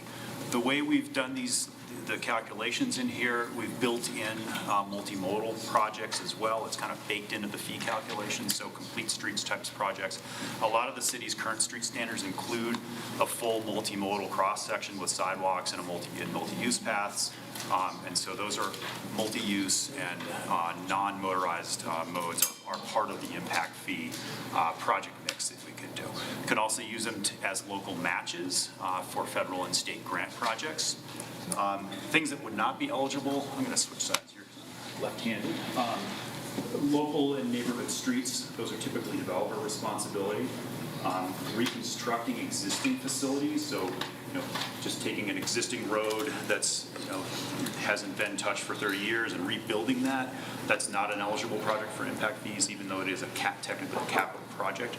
It's not a capacity increase. But if you did that same reconstruction project and added a lane or added some multimodal facilities, you could take a portion of that cost and fund that with impact fees. And then there are always mechanisms for crediting developers if they're building things that would be otherwise funded with impact fees or sort of regional citywide benefit projects. There's a credit process for that. To charge impact fees, you need a nexus study. There's a lot of federal and state law around that. The fee study determines the maximum fee that you could charge. It has to be proportional to the impacts of different development types. So you don't just pick a fee and charge the same thing to all types of development. It changes with the amount of traffic, the impact of each type of development, which you'll see in the draft fee calculations. Key concept. you can adopt anything up to the maximum in the study. So the numbers we're going to show you here are the maximum that our draft, probably an 80 or 90% draft that we've done here. So we're going to show you the maximum, and there are lots of options to phase them in, adopt something lower, look at what your neighbors are charging, etc. Let's see, back to you, Laura. Yeah. So a little bit about the history in Aurora, how impact fees came to be and how they've evolved. So 2008, we put impact fees in place in line with the city's policy to pay for the infrastructure costs associated with growth. City staff formulated this with the support of a development advisory group. In 2019, the city updated those fees. We hired a consultant, and at that time, transportation was the only fee that was not updated as part of that process. And the reason being, was that there was going to be a capital planning process that was to take place to identify transportation priority projects within the city. That was done. And in 2021, we hired Brian and EPS to start on a draft transportation nexus study. So that's the same nexus study that you hear Brian speaking to today. And that was the study was based on planning done as part of the Northeast Aurora transportation study and other capital project planning work the city has undertaken. The last time council has had a dialogue on the transportation impact fees was in September of 2021, and since then, information has continued to come forward to council on this topic. A little bit more in detail about our impact fee structure. So you'll see on the right-hand side the list of the categories for which we charge impact fees. General government down to regional parks. Fees for transportation, police, and fire are collected by what we call zones. So core, northeast, and southeast, and we have a map. If folks have questions on that we can show you. But essentially, revenues generated within certain areas of the city are deposited in those areas and can only be spent within those boundaries. So in 2019, you'll see these are actuals, and then the growth between 2019 and 2022 actuals shown here. One thing to note, you'll see across all categories, revenues are not sufficient to cover project costs for new infrastructure. So we have some sample project costs listed here on the left-hand side, fire stations down to a new police station, and even adding up the amounts in total for, say, the transportation category, unfortunately is not enough to be able to construct a regional system-wide transportation improvement. And so what happens then is that falls on the city and other public funds to have to figure out how to fund that need. Can I ask a question? Absolutely. So if you look at police southeast, 247,000, and then you've got 2.3 million, is the 2.3 is cumulative over the years? Correct, from 2008 to now. Okay, and those monies have to be spent in the southeast region? Correct. So we have not spent any then? Correct. Whether Jason, it be we've not spent any fire police, correct? Trucks, fire stations, police, anything? No. Okay.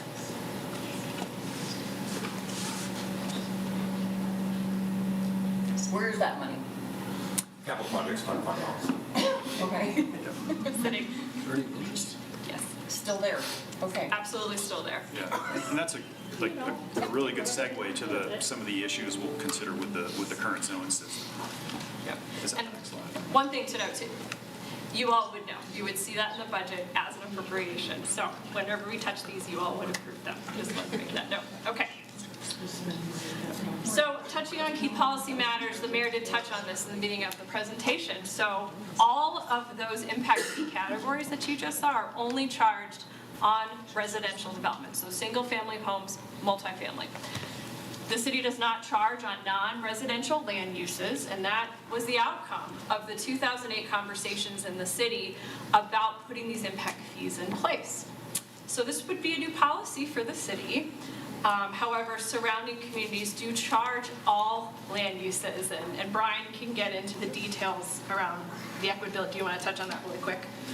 Yeah, it's, if non-residential isn't paying impact fees, then you've got to find that basically other land uses, residential and other property tax, other sales tax, property tax revenues have to be used to fill that gap. So it's almost subsidizing the growth of non-residential if we're not recovering the cost of its impacts. And to clarify, that's just for the development of those zones, not like the current business owners aren't paying, after it's developed, aren't paying an impact fee. Correct. Impact fees are only to new construction. But when you think about the city's budget structure, right, a lot of the capital fund is sales and use tax. There may be some property tax that gets transferred in, I'm not sure. Just 4%. Yeah. 4% of all others. Yeah, right, so all those other revenues which are coming from existing residents' businesses have to come in to fill that gap. And then on the residential side, we already touched on, those fees have not been updated since 2008. And so they are very below market, one of the lowest in the region. And so that's something to also take a look at as well. Next. So quickly, Brian will get into these in a little bit more detail on several slides, but current transportation impact fees for residential land uses per single-family home constructed, so these are paid at the time of permit with the city, is $749 per single-family home. This does include inflation to help keep up with the cost of inflation. You heard from Greg earlier on what inflation's looking like. So a year ago, that fee was $667. So for 2023, it's $749. Multifamily is $528 per dwelling unit. And then, of course, non-residential is $0. So in the Nexus study, Brian mentioned, it shows a maximum justifiable fee. So what this chart depicts is the maximum fee per land use type. Single-family residential shown at the top per home, $5,900 is the maximum. Multifamily, $4,600 per dwelling unit. And then the various non-residential land use types shown on the right, retail down to hotel. Retail through mini warehouses per 1,000 square foot, so you'll see the draft fees here. And then for hotel, it's per room, so $4,400 per room of a hotel, and then the price per square foot. Hotel, if you figure 800 gross square feet per room, maybe on average, it's about $5. About $5 per square foot. Yes. Okay, for dialogue today to introduce to council is a proposal, which you heard from the mayor, to apply the transportation impact fees to non-residential land uses. There's a lot of infinite phase-in options, as Brian mentioned, discount options on this, but the idea would be to phase in the transportation impact fee over 3 years. This allows for the market to prepare for this and plan for this, and that could be starting in January of next year. Eliminate the current zone system. So thinking back to that slide with the chart that showed the amount generated per zone, as I said, when you total those up, it is not enough to construct a major transportation project, a police station, etc. So for transportation, the proposal is to eliminate the current zone system because the zones are diluting those revenues, allow for those revenues to be pooled, and that gives council more flexibility to help address some of those major needs across the region that need to be addressed to support our transportation system as a whole. And then it also allows council to focus on more priority projects like Gun Club Road. I know that's a big priority for many of you with the resolution passed last year. And then, of course, continuing to keep up with costs. So applying the inflationary factor as well. That's something we currently already have in place. So that is best practice in terms of fee setting to allow for these to adjust to market. Okay, so this is what it would look like. So this is just the transportation component of it. Sorry to crowd you. This is just the transportation component. You can see that the current fee is $749. Let's just talk single family for the moment. I know this is mainly about non-residential. So it would add 5,100 to it, and it would phase in over 3 years. On non-residential, it's currently 0, and so these would phase in over 3 years. The idea with the phasing is that it is a large increase, and it would give the market time to adjust, for people to plan for that in their project pro formas. Land values might adjust over time. If you think about the stack of a cost of a project, it's land, it's soft costs and fees, and hard costs. And those, it's sort of like a layer cake, and they're a bit elastic. So you give the market time to adjust. And this is just, oops. Can I ask a question on the Yeah, inflation part? So you said it's not included, but it will be. So Yeah. your 5,900 would then inflate. Yep, we would phase and index inflation at all time. We're just trying to keep the math simple here. We don't know what inflation is going to be. But that could be quite considerable. Hopefully it'll say, moderate. In my request of this proposal, I did request that the residential not be included in. Thank you, Mayor. Good clarification. I skipped a slide, didn't I? Yeah, so this is what it would look like in total. For non-residential, it's the same. The retail commercial would go up to maybe $10 or $12 a square foot, depending what we actually adopted. There's a little bit of refinement we can do, that we want to do to a couple of these land use categories to get them more aligned with what the city's development code and land use categories are. And I think there's some tweaks we can make to the retail to bring it down a little bit relative to some of the other ones. But again, a three-year phase-in is a pretty typical implementation practice in a situation like this when it's a new policy or a significant increase. So on the capital project implementation side, we've talked a lot to you about taking a holistic funding approach for our capital needs, of course. This is one big key piece of that. At the winter workshop, we presented a list of priority transportation projects that we'd like to pursue federal funds for.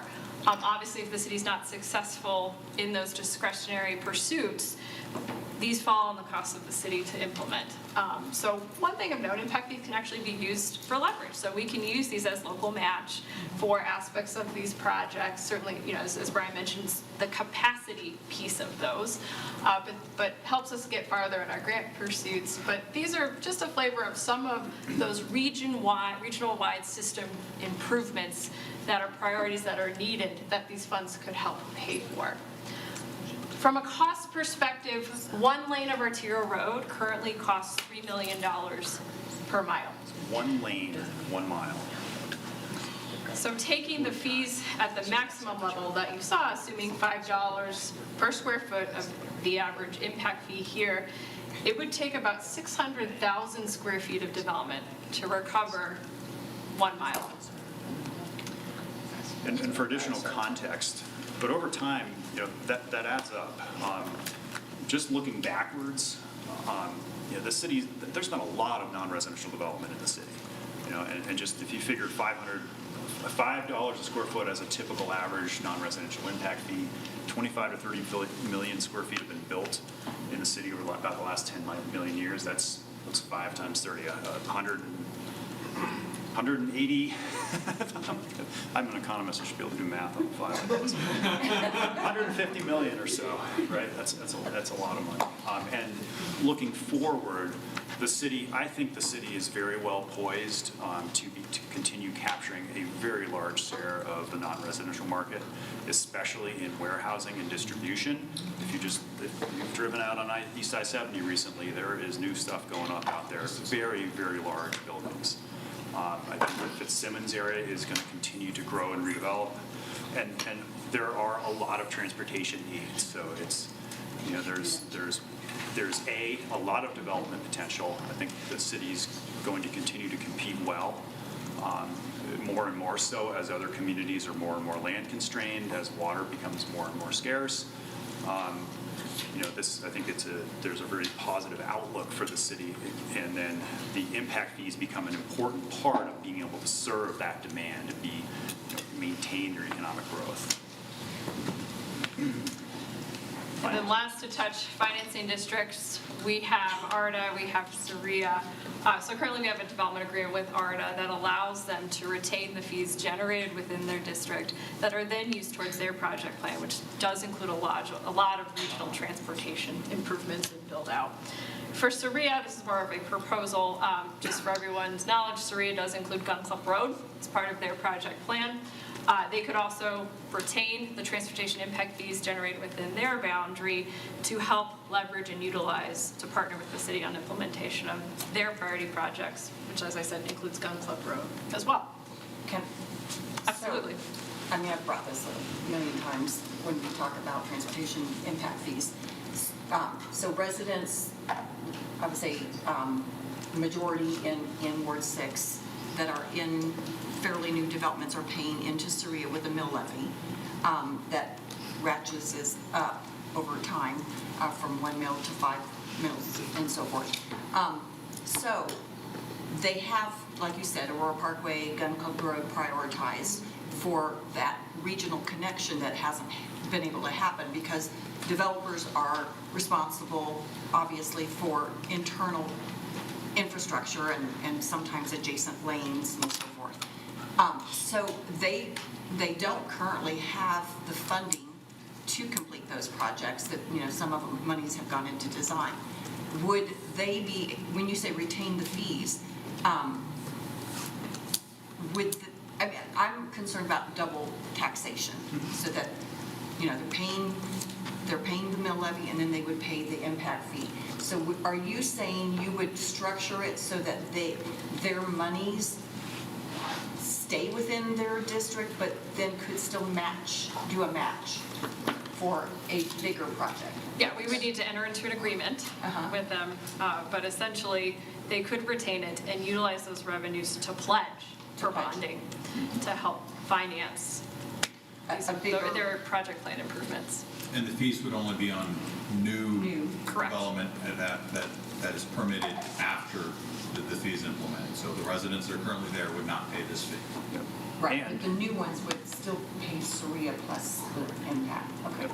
And this is a detail that we can look at, but in some of our initial work, we thought about that double taxation issue, and we could look at property in SORIA paying a slightly lower impact fee that includes a credit in the amount of those future property taxes that they're going to pay, so that you're not double dipping. Yeah, and I honestly hear from constituents that are so mad about this, this ARI fee, because they feel like they're paying for, regional infrastructure, and not everyone is, and so it gets kind of complex. I understand. They've already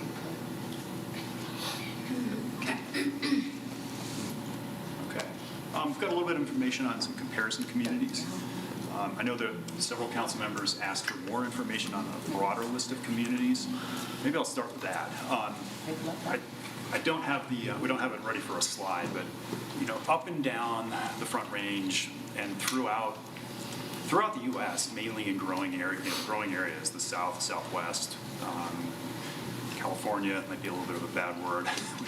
We don't need to be more like them, but development impact fees are very common in a fast-growing environment like this.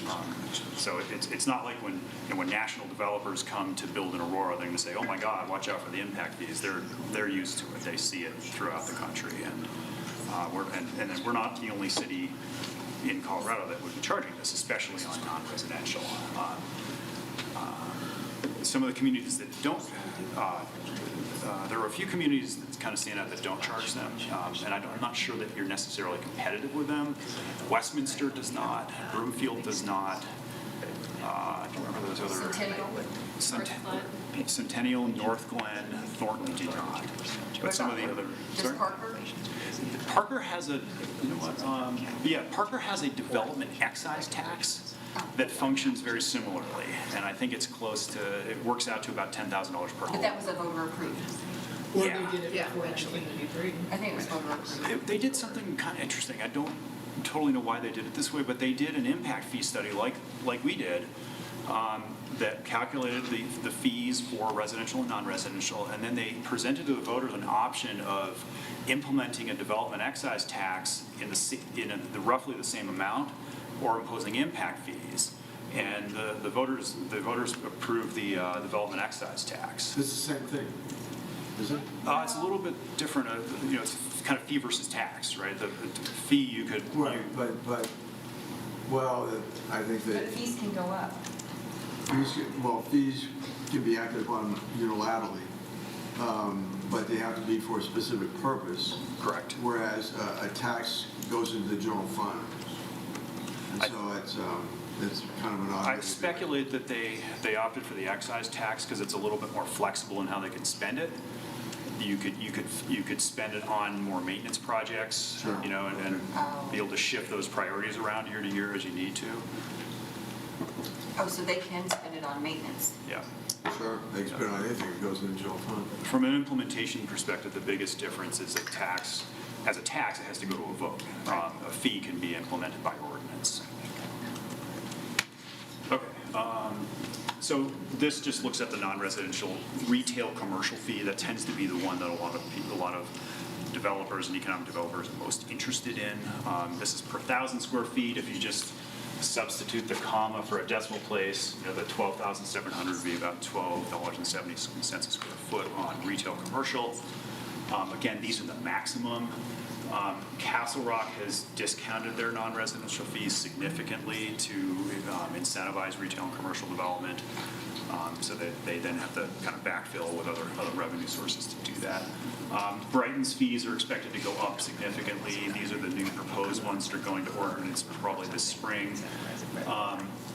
Fort Collins is one of the higher cost impact fee communities up and down the Front Range.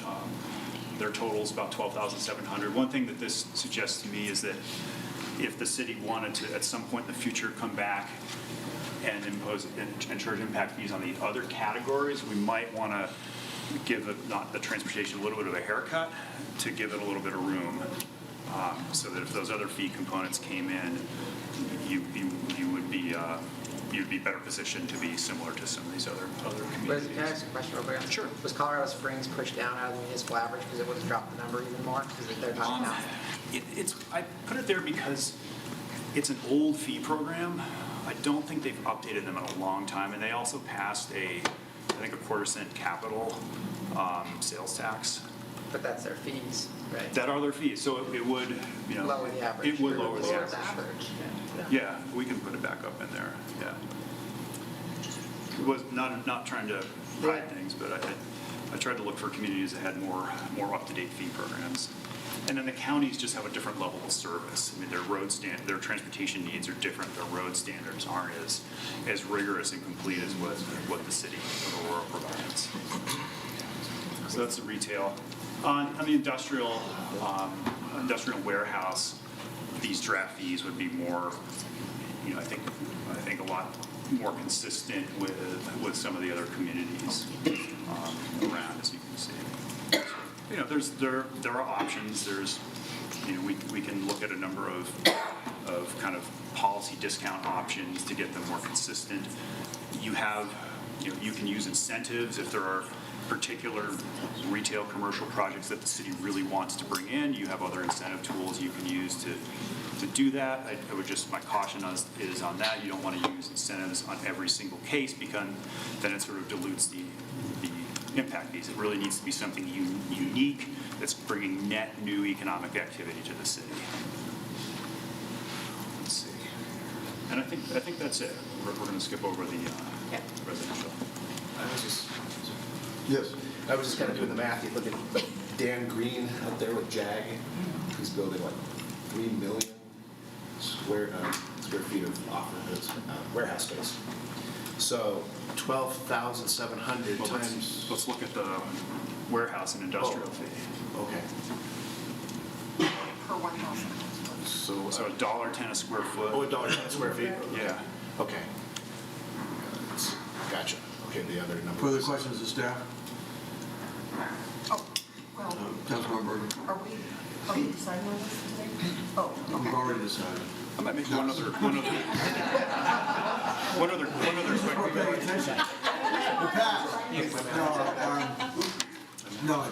Well, this is just for discussion only. Okay. Councilmember Burger. Are we going to get input from the development community just in terms of, because you have two, yours is just commercial, but it looks like staff is looking at residential as well. No, I think, the proposal, staff could bring that forward at a later point in time, but my proposal that we were supposed to be discussing today exclusively, only, it just involves non-residential. Yeah. I think in 2019, the council made a decision, I think, on residential. But staff feels that ought to be an adjustment to that. But we would still get input from stakeholders. Traditionally, we've done that, yes. Yeah. Yeah, I think, we just wanted, everything is in the Nexus study today. So this is information, the mayor's proposals, the green box that you all saw on the previous slides. And I think today, hearing questions from you, feedback from you, and then that gives us the ability in the future to come back to you, perhaps later this year with further options. Yes, Councilmember. And I know yours is just commercial, but just, for the residential, if that was to come later, I would hope we would also get the impact of cost of housing, like, does that get passed on to the consumer? Of course it does. Yeah, and on a $500,000 or $600,000 home, I think that we figured it was maybe 2% or so. What's that? Have you bought a house? I'm trying to think about it as like a sort of more attainably priced home. What's the impact there? It might be 2.5%. And these, this retail commercial fee, let's say $10, $12 a square foot on maybe $150 a square foot core and shell with maybe $50 of tenant fit up, so $200 a square foot. What's that? 5%, 10%. But that's another kind of comparison to think about. It's not just the sort of what's the increase. What's the percent of the cost? What did you say about Castle Rock again? What was that? They lowered it because what? They were trying to do what? They lowered their non-residential fees to try to incentivize That's how it usually works. Commercial development. Okay. Thank you. Further questions, Mayor Tim? Yeah, I understand that implementing something like this is going to make development more expensive, but development also brings with it these costs, the need for increased transportation and things like that. So just magically waving a wand and saying, well, we're not going to charge impact fees because we want the cost of development to be lower, doesn't mean we aren't still going to create those needs. Right. There's still, and I don't know the number, Laura, but isn't our capital projects need list something like $780 million? Yes. And a lot of that is because we have not kept pace with where our development impact fees should be on both residential and non-residential. And so we can live in this fairy world where we say, well, we're not going to charge development impact fees because it makes the cost of development lower, but we are still creating more needs for our city. That being said, what I would be interested in, because I think we should continue this conversation, what I would be interested in is seeing a couple different options for phasing in, and then also a couple different options for different commercial and industrial types, what those different fees could look like based upon what kind of development we want to see in Aurora. Obviously, when you incent something lower, you get more of it, and if you bid it higher, you get less of it. And so I'd be curious to see, what have some other cities done in terms of, like, so for example, warehouse and distribution has obviously become a big thing in Aurora. Do other cities have a lower impact fee for that type of use than maybe they do for retail? Aurora, obviously, for a long time has had a lot of retail, so maybe we don't need to incentivize that. Those are kind of the ideas that I'm thinking of, and so I'd like to see that built out a little bit more in terms of both how we could phase it in and then what percentages we could put different use types at to incentivize different types of commercial and industrial development. I agree with everything. Yes. I agree with everything you said. The only one caveat, the other thing I'd like to see built into it is on inflation, is do something with residential, as opposed to just like kicking them up. Maybe you do an inflation plus 2 or 3%, whichever's lower, so that way in years when it's 9%, it's not growing by 9%. Yeah. So there's some cap, because I do think that the big jump in residential, it concerns me. I think building in something so it can grow over time makes some sense. Councilmember McConnell. Thank you, sir. I also just want to point out that I think that our pattern of development is really going to inform what these estimates look like, so how wise we are with our land use. It costs more if we're going to continue with sprawl. So if we could kind of like maybe have a breakout of what that looks like and how that would impact what we're looking at. Also work that maybe into the UDO revisions, which I know are, or the analysis, or we want to call that, because that which I also know is underway. And with regards to the residential component, I share the same concern that I think everyone does. We don't want to increase the cost of housing, but we also have to recognize that more costs can come with that. And I'd like to see some more granularity in terms of the real estimated trips. Obviously, a larger house is going to have more people, it's going to generate more trips. So we don't necessarily want to like subsidize basically the continued sprawl and frankly development of unaffordable housing in that way. I think it's a form of incentivizing the wrong kind of land use and product for folks. So. Yes, Councilmember Coon. So also on housing, I would want to see multiple options, the same way as Councilmember Gardner had laid out for the commercial, that we do the same for residential and kind of look at different phasing options as well as different housing types at potentially different levels. We've heard a lot about the difficulty of building for sale multifamily. So maybe we look at not only, tax credits for low-income housing, but specifically finding a way to incentivize the building of for sale multifamily at different price points through the way that we do the piece. In a separate proposal, you bet. Okay. And you might consider E47 because most people in Southeast Aurora have to get on commercial, so they're paying their rate. Okay, further questions of staff? Seeing none, thank you very much.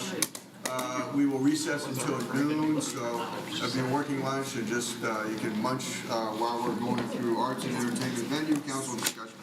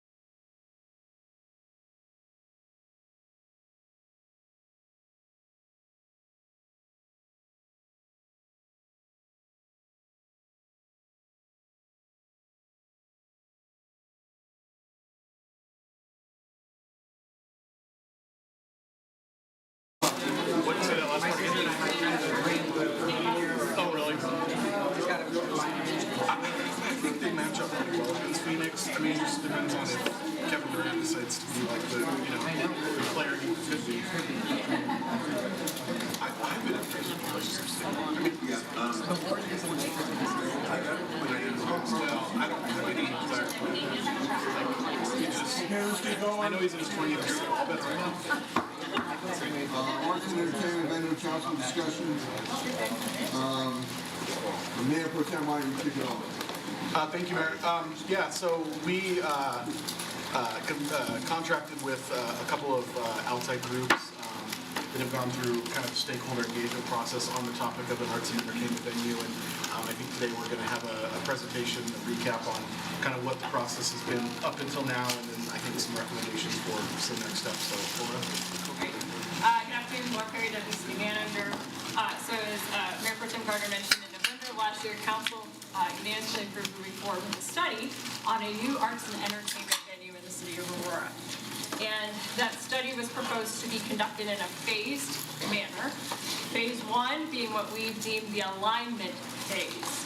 And so that first phase of the study has been focused on the alignment of goals and visions, benchmarking, needs identification, looking at comparable venues nationally and in the region, and then working with council to develop a shared vision for the second phase of the study, which is a feasibility analysis, which will involve a lot of the economic, market, site analysis, community engagement, etc. So with that, a little bit more on phase 1. We did hire Theater Projects and Semple Brown to help us with this first phase. And as I mentioned, several of these already, it's really been focused on exploring and information gathering around operational models, types of venues, programming, and really to define that baseline for the second phase of the study. One thing also to note, a lot of various boards and commissions have had a lot of ideas and passion about this project, and so a small stakeholder group was convened to have conversations about this. Our consultant will get into that a little bit more. And all of that was done to frame questions to come back to you today to wrap up phase 1 and provide us with direction going into phase 2.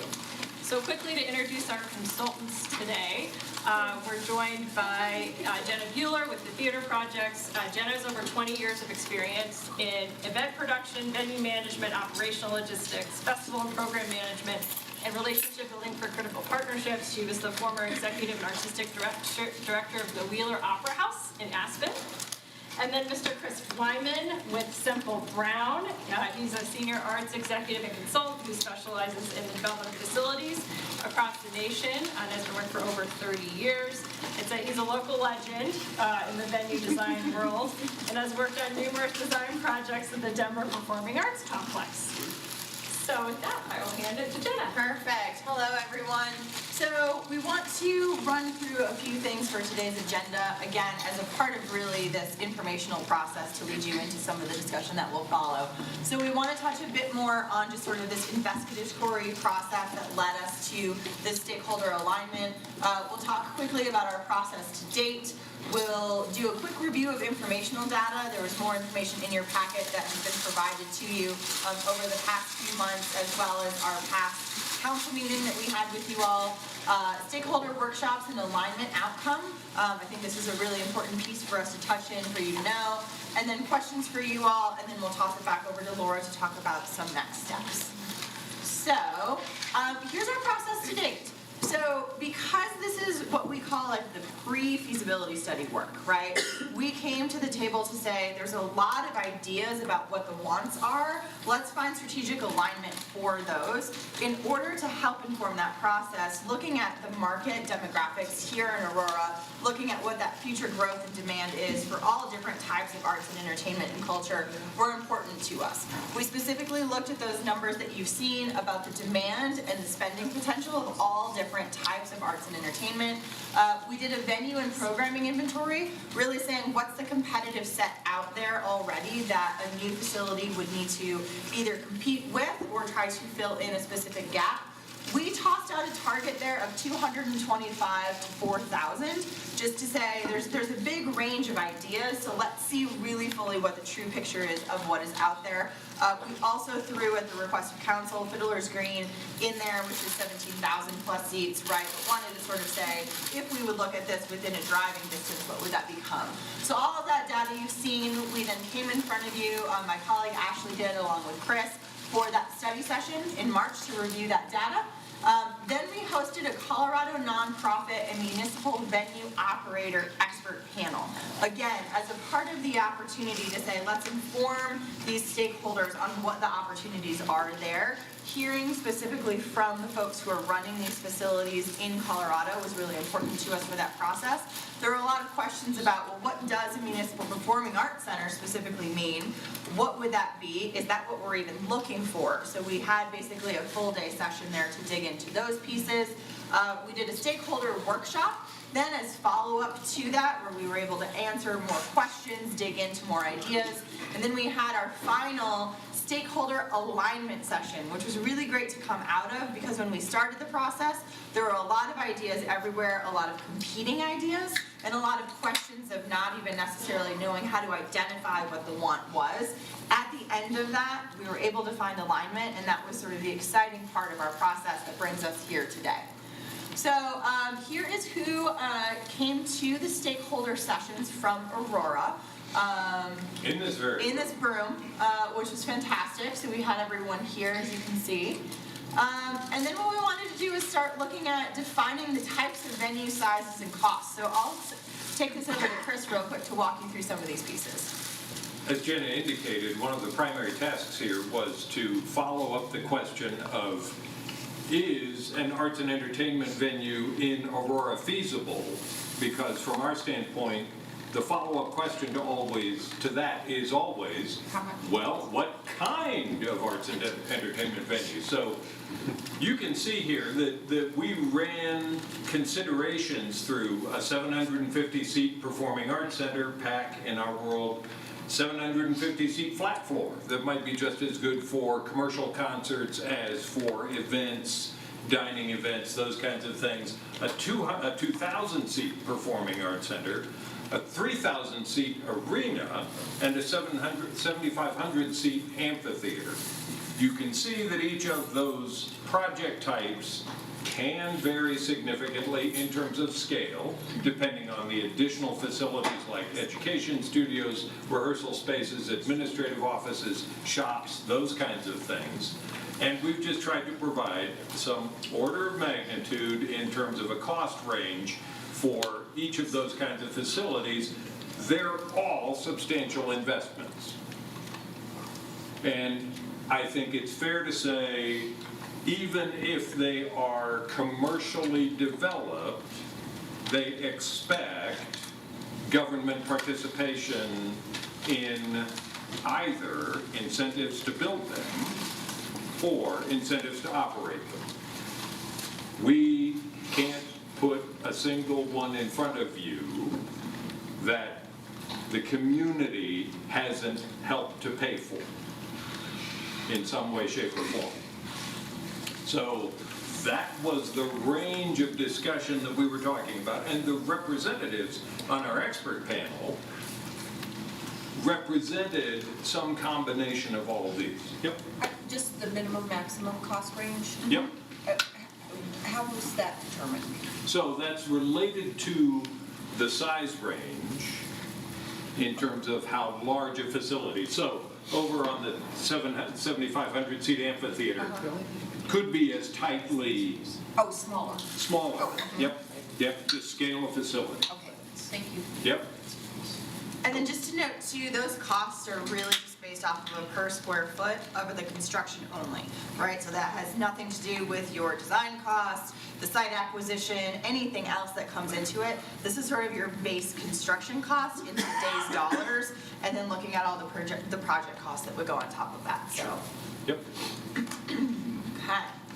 So then as we were talking, we went through and we said, okay, so for the Performing Arts Center model, typically there is the municipality or a nonprofit organization that could run that. And that's where we spend a lot of time with the stakeholders of all different sizes going into. The flip side of that is as we look at the larger facilities, there are different types of commercial promoters and venue operators for the larger spaces. And some of these you'll see on the screen are just a sampling of some folks that we see today in Colorado specifically as viable. So if we talk about a commercial promoter, these are the folks who are coming in to put a show into the space to make money off of the space, right? They can sometimes be incentivized to bring different levels of diverse content into that market, but usually, especially when we're talking about Live Nation and AEG specifically, as well as Cronky, who is here and local, many are publicly traded.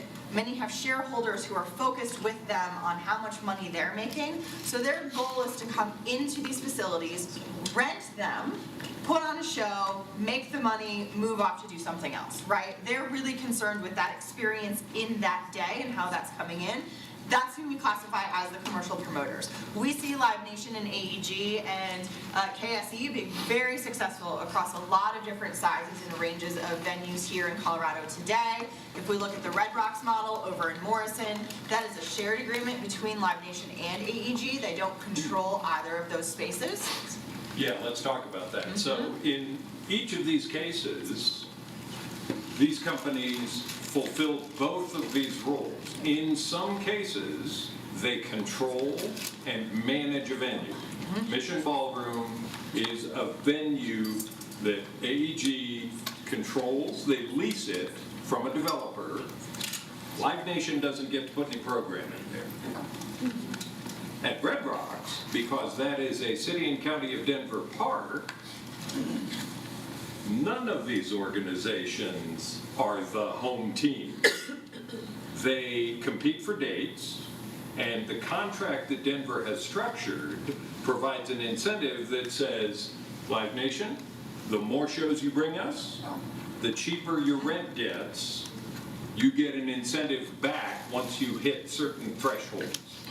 The business model for multiple of these groups in some markets has been, we want to control a venue because that way we've locked down control of the schedule. But the honest truth is, it's great in other markets like Red Rocks where they begin to get acts from multiple promoters. Because it's beautiful. Because it's beautiful and it's in demand, and the artists will say, I want to go there no matter what. Yeah. And they have the capacity, right? So they have the seating capacity that's going to allow them to sell tickets, make money, and pay the artist what they're expecting to. So as we have conversations with a lot of these folks through our work in the industry, a lot of this comes down to give us the seats, right? If we would say, hey, if you would float between 2,000 and 2,500, almost every time they would say, can we have 3,000, right? Like, the more seats they can have, give them the potential to make more money, right? So they don't ever want to be strapped for what that is. They want to push the bounds so that they have a model that can grow over time. And that's why we wanted to look at those demand projections early on in this process, is to say, what really is the demand and the growth of Aurora? Because what we're saying today isn't actually, if you decide to move forward, going to be open and built for several years. So the demand of Aurora today is not what would be selling those tickets, is that demand in 8 to 10 years and everything else. So we're looking at different opportunities here to say, okay, how does a commercial promoter want to use these spaces? And then how do professional facility managers want to use these spaces? Typically, your professional facility managers are going to be paid to come in to run the space for you.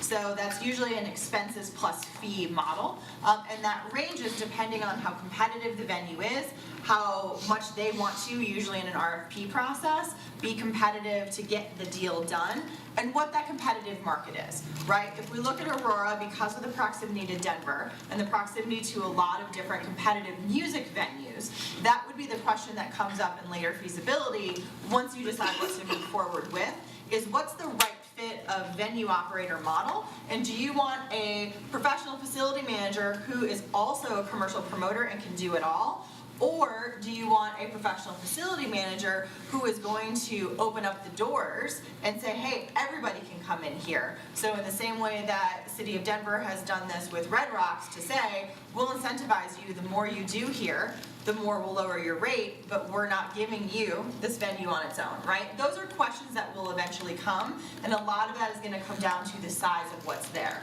So when you're looking at the professional facility manager, they are the ones that are looking at your overall venue operations. So that is the tickets, the guest experience, the security, the parking, the production, right? All that goes into operating that facility. They are the ones that need to balance the community access goals. As you go through this, we've had a lot of discussions about community and cultural equity across Aurora and what that means. So finding out what those community goals are going to be of access would come down, and your facility manager is the one that has to deal and balance that out. They're the brand connection, right? Does this want to be a certain brand that is strongly connected with the Aurora name? What does that mean? How does that tie into a lot of your goals for why you would want to bring a venue in? The overall experience, the financial outcomes, and more. That's what your facility manager is focused on, versus your commercial promoter who's looking at those day-to-day shows and getting that content in there. Again, these can be one and the same company. Live Nation and AEG, they tend to come in and then they have the facility on their own. Same thing with KSE. Oakview Group has a lot of different models because they've got a lot of different pieces in Oakview Group. They will go in and they have OBG 360 who will come in as your facility manager who can also do your booking. But Oakview Group on their own is also a developer. They most recently opened Climate Pledge Arena in Seattle. They're doing a lot of mid-sized to large arenas across the country. They also have folks who used to be with AEG, and Live Nation is a part of that piece. So as you start to look at the sort of political and sort of strategic layout of all of these people, including all the way over to ASM Global, who has an AEG relationship, there's a lot of different layers that would come in. These players are all viable for this market based off of what you decide to move forward on. So, yes. Fiddler's Green, what model do they have? Oh, it's AEG. So Fiddler's Green is owned by the Museum of Outdoor Arts, a non-profit entity. The idea was that the revenue from Fiddler's Green would help float the operations of the Museum of Outdoor Arts. It's what we say is the rock pays for Bach model, right? At the end of the day, you can have your commercial music coming in and making money that then offsets usually something of community benefit, whether that be, more traditional performing arts, a museum, parks and open space. Everyone has a lot of different models that come in. So the reason that when you go to Fiddler's Green, that there is an outdoor art garden right there at the entrance, that's the Museum of Outdoor Arts putting that there because it's their venue. Okay, so as then we went from the commercial options to saying, what can we learn here from the nonprofit and the municipal model? Chris is going to touch in on some of the experience that we had here with the expert panel. So Chris, I'll toss it over to you to walk through some of the folks who joined us. We consciously tried to stock that panel with representatives from varying seating capacities and programming models.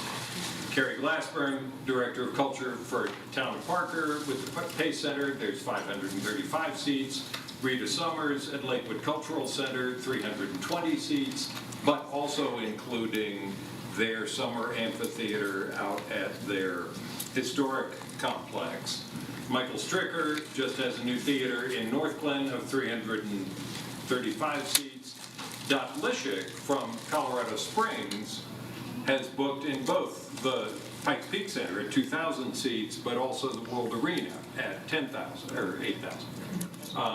So that was a strategic inclusion there. And Clark Johnson from Arvada Center, 500 seats indoors, about 1,200 seats outdoors in the summer. So we wanted a variety of perspectives. Yes, Mr. Mayor. If you just on the Arvada model, that the city spun it off as a nonprofit, right? Yeah. So the city doesn't assume the risk at this point. Do they do facilities maintenance, or how does that?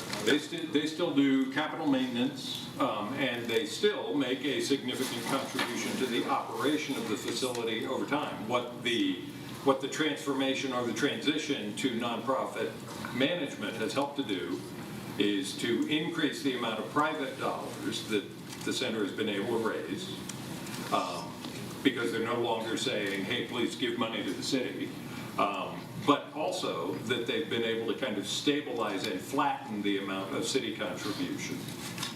So are you going to get into the Fox Theater? Because I think that, I get that we can't have a symphony concert there, but they do a number of, it's a venue for a number of plays.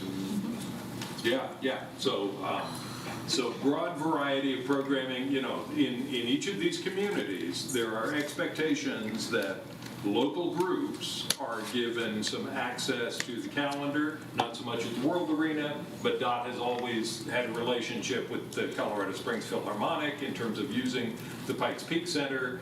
At the Arvada Center, there's an expectation there of local groups having access both to the performance space and to the event spaces, the ballrooms. That's true in North Glen, Lakewood, and Parker as well.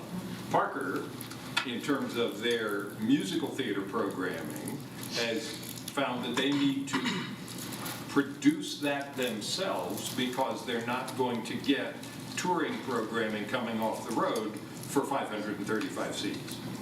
So they have generated their own presentation. In the Lone Tree facility? Lone Tree facility, very much the same. So there's a considerable amount of touring programming as well as everything from travel logs to kind of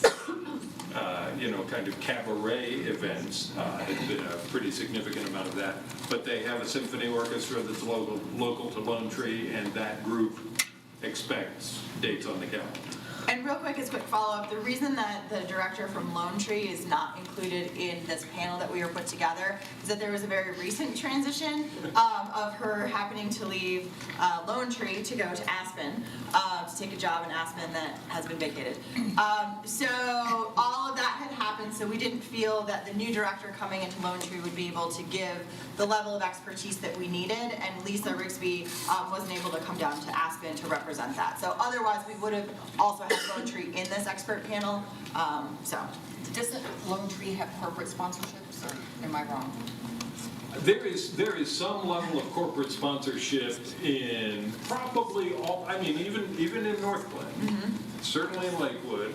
Arvada has gotten more over the past 5 years since their transition to nonprofit ownership. So, but all of that is going into their operating budget, none of it's going into capital. And most of these organizations are operating in that nonprofit mode, right? Where there's a balance of earned revenue and contributed income that are coming from either subsidy from the city county governments, from philanthropic support, from individual donors, from corporate sponsors. All of those pieces come in very strongly to offset what they can have in their earned revenue. And they are having lower rates that more welcome in the other community groups who couldn't afford it if it was in a commercial sense as well. If we would look at the Fox within this here, the Fox is lower capacity than most of these spaces, but does have that equity theater company that's there as a big piece of it.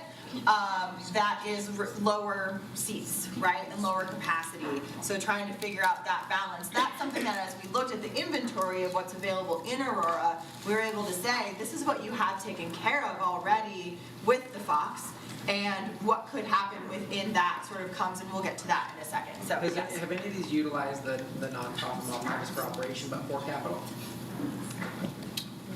Or any of them, they outside of these, I think generally? So PACE did raise some private dollars at the time of its construction through their community foundation for capital.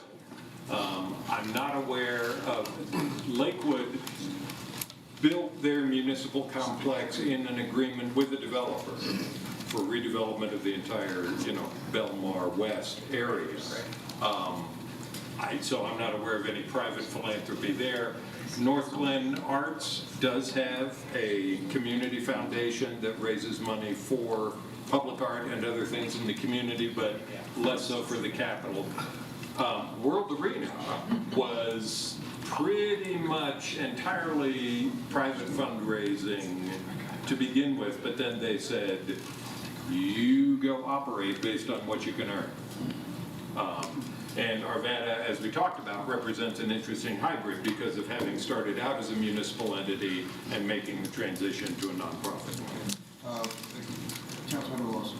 So who, are one of these builders, because Colorado Springs is doing, I think it's off Interquest, they're getting an entertainment area, I think it's outdoor or something like that. Was that nonprofit or was that just city?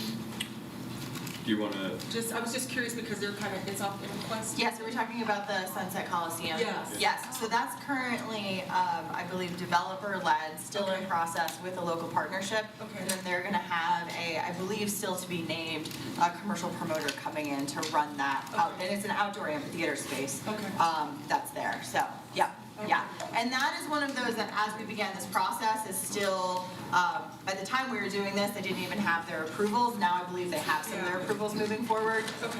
But that's sort of that model. We are seeing this, right, where there are commercial developers across the country who will be doing a mixed-use development who say, we want something to happen here. And then through partnership, basically a P3 partnership, right, you have those layers coming down into it.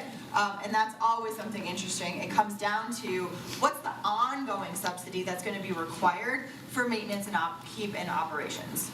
Say that I go to a lot of our events, and I've never seen any of the venues that I've been to at capacity. That's important. Yeah, Councilmember Summer. You had mentioned existing inventory, taking that into consideration. And the mayor and I had met with the Gaylord some time back, and they're doing about $1.6 billion expansion. And one of the things they want to do is a concert arena that would seat between possibly 2,000 to 5,000 people, where deliberately they want to have big names come and just charge more money for that. But I don't know if they keep that thing booked all the time.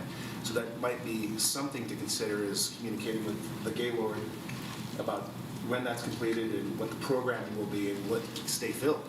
It might be a competing venue, but nonetheless, I'd like to see a multi-purpose arena where you can bring in cheer and dance competitions to town, and those are lucrative tax-wise. But the Gaylord's already doing that too. So. I'm going to try to keep us on track here real quick, if it's okay, Mr. Mayor. We've got a couple of things to go through because then I think you're all going to like where the strategic alignment of the group got to, and then we can continue discussion if that's okay. We okay with that? Yeah. Okay. I just want to make one really quick point, and that is that part of the city's involvement on the Colfax corridor is to help the economy of the Colfax corridor. And if we do another venue somewhere else, it will in fact impact that area. Please proceed. Sorry. So just to round this out quickly, the key themes that we reviewed as we were trying to dig into what are these municipal models that we see across the state and how can we learn from them, came down to a baseline of their own management capacity, how are they managing their venues, what does that mean, looking at who are their stakeholders, right, how are they working with commercial promoters, unable to work with commercial promoters, many of them because of capacity, do they have anchor tenants, really what is that structure and model. Then we looked at what are they doing well and what could be better. We talked about what it means to be a municipal facility. A lot of things came in here to say we're responsible for fundraising, and as a municipal facility that is difficult if we're not in a nonprofit model because people don't want to give money as a donation to their city government, right? Most times they feel like their donations are coming through their taxes. And so if that organization is trying to grow programming or come up with a capital campaign, they find it difficult to go out to ask the community for money when they say, wait, isn't that my city venue? Why isn't the city taking care of it? So a lot of those key themes that emerged came from having a nonprofit model is really important if you're gonna try to balance this out in a way that isn't commercially focused. And then we also did what we love to do is if we could start over, what would we do? And the interesting piece of this, as Chris and I are looking at how we develop venues, storage is always the number one thing that gets cut through the value engineering process when it comes down to dollars. But interestingly enough, everyone was saying that the demand that was forecast or thought about when they were building the facility within several years, they grew out of already. So Lakewood talking about education spaces, meeting spaces, storage. As they're growing their community connection, they ran out of space very quickly because most times it seems like the focus was on the performing arts space or the entertainment space and what that capacity was going to be. And then the support spaces that really integrated and served the community weren't big enough over time with their growth. So. Chris, anything we missed on this that we want to touch to? Nope. Okay. So here are the panel discussion key takeaways. Chris, you want to run through these real quick? So these were kind of the high point aha moments that we put up on our post-it notes here in the board is as far as the consensus of the group. Everybody walked away with a sense that operational subsidy, either in construction incentive or other funding mechanisms, are going to be important. As I said before, I can't give you a clean example of we didn't have to pay anything for this. Second, that component of the project is important for the community involvement and participation, right? Shows themselves don't throw off enough additional revenue to also support community gatherings and events, educational programs, those kinds of things. Jenna already addressed the idea that city governments often have a hard time raising money ongoing, and so that was where we had strong interest in forming a nonprofit arm for operations. Connection and access to the community are key. Need to be able to prioritize community interests. How are we going to see not just commercially driven programming, but meeting the needs of the community organizations? You already raised the issue. Is there potential alignment for recreation? Do we have an opportunity for a venue that might support both? And that branched out into a lot of conversation about layers of use, different kinds of use, broad ranges of use. And that led to the last aha, which is that a traditional performing arts venue with fixed seating and a raked floor for sightlines would likely be too narrowly focused to be a good first step for Aurora. Questions about any of those? Okay. All right, so then we came to alignment. As we went through and we talked about all the information, we started to say, so what does Aurora need, right? What do y'all want to do and how does this come forward? And we came up with two pieces, and these statements here are that there should be, as far as the stakeholders are concerned, two parallel tracks that are important to the future of arts and culture and entertainment in Aurora. The first one is that there is the current arts infrastructure needs should be supported. The question of cultural equity across all the wards, right? How can this be sort of supported so that folks have some level of cultural access in their wards, that they're not required just to go to one zone for that. So that's the first one, that is important and should be continued, and staff has a lot of those plans in place. There's the cultural arts plan that's in process for the updates. They said that's important, but the second piece of that everyone is very interested in and what they say they want to have a study moving forward on is a larger entertainment and event facility that is about 2,000 to 3,000 seats in capacity, is that current need of what is next. The piece of this that's interesting is that this larger entertainment and events facility, they believe will help the brand presence and experience for Aurora by, we had a lot of these comments, right? Is this the opportunity to finally bring Aurora out of Denver's shadow? We should have this, right? People should stop leaving Aurora and taking their tax dollars out of Aurora to go seek entertainment that they can't get here. Let's build that here and make this something that becomes a destination. Community pride and community gathering is another important piece of this. The tourism and destination appeal, as we sort of touched on, and then this ability to combine entertainment and events with sports and recreation. What can that be? Sports and recreation is such an important part of what is happening here in Aurora. How can those two come together in some level of synergy? And then this becomes an economic engine, right? The more shows and tickets that are sold, what develops around it, that economic impact for something of this size is what the group said, this is what we want. This is what this wants to come down to. We didn't say cheer events here, but it's included. Mm-hmm. Yep, yeah, exactly.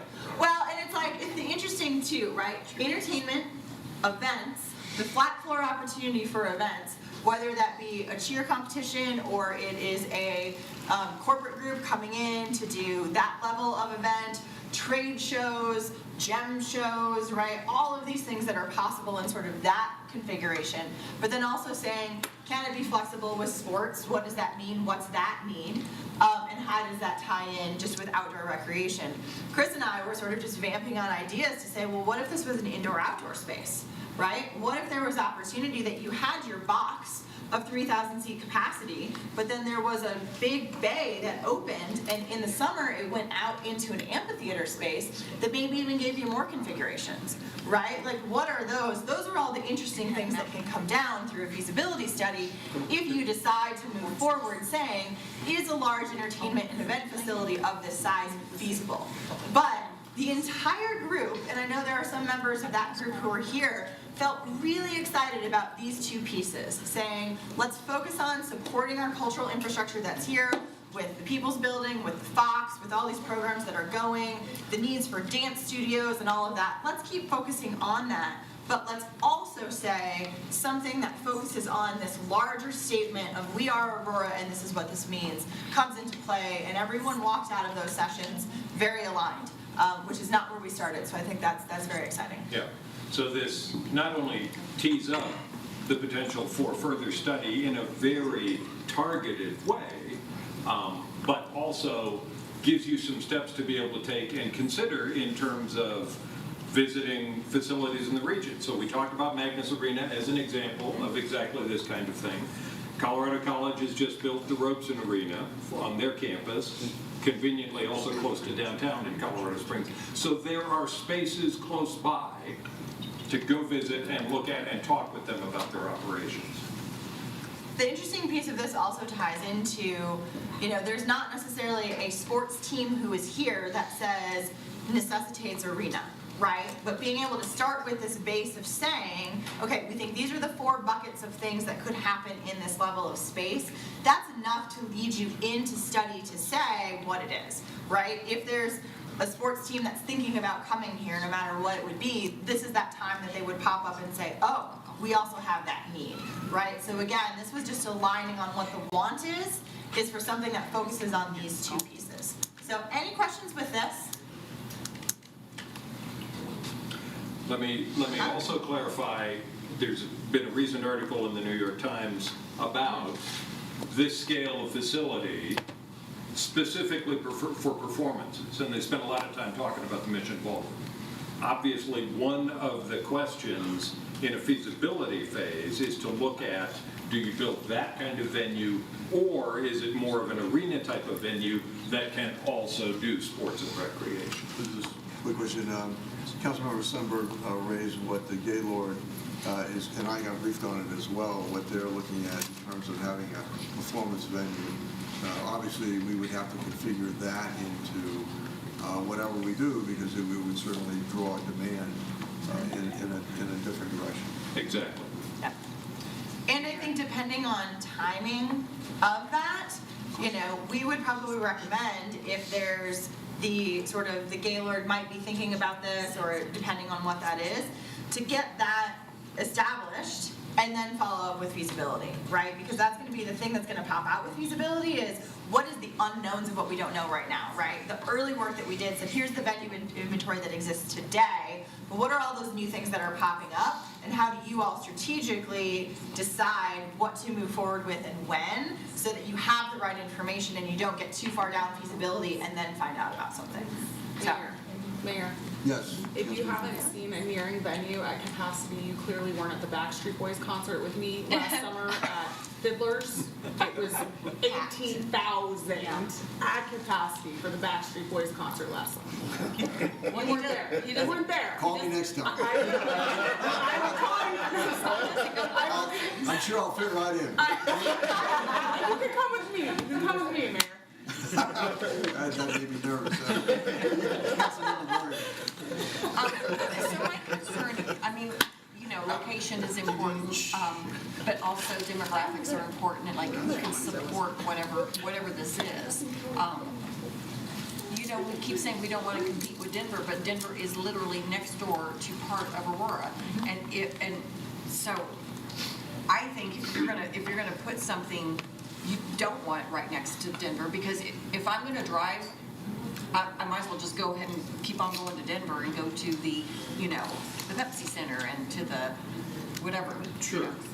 Sure. I think location is an important part of this. I think what's helpful in this phase of conversation was, as we looked at those two paths of investment up above, once we said the big investment doesn't have to meet all of the neighborhood needs, that took a lot of pressure off of the conversation about, is it North Aurora, Central Aurora, Southern Aurora?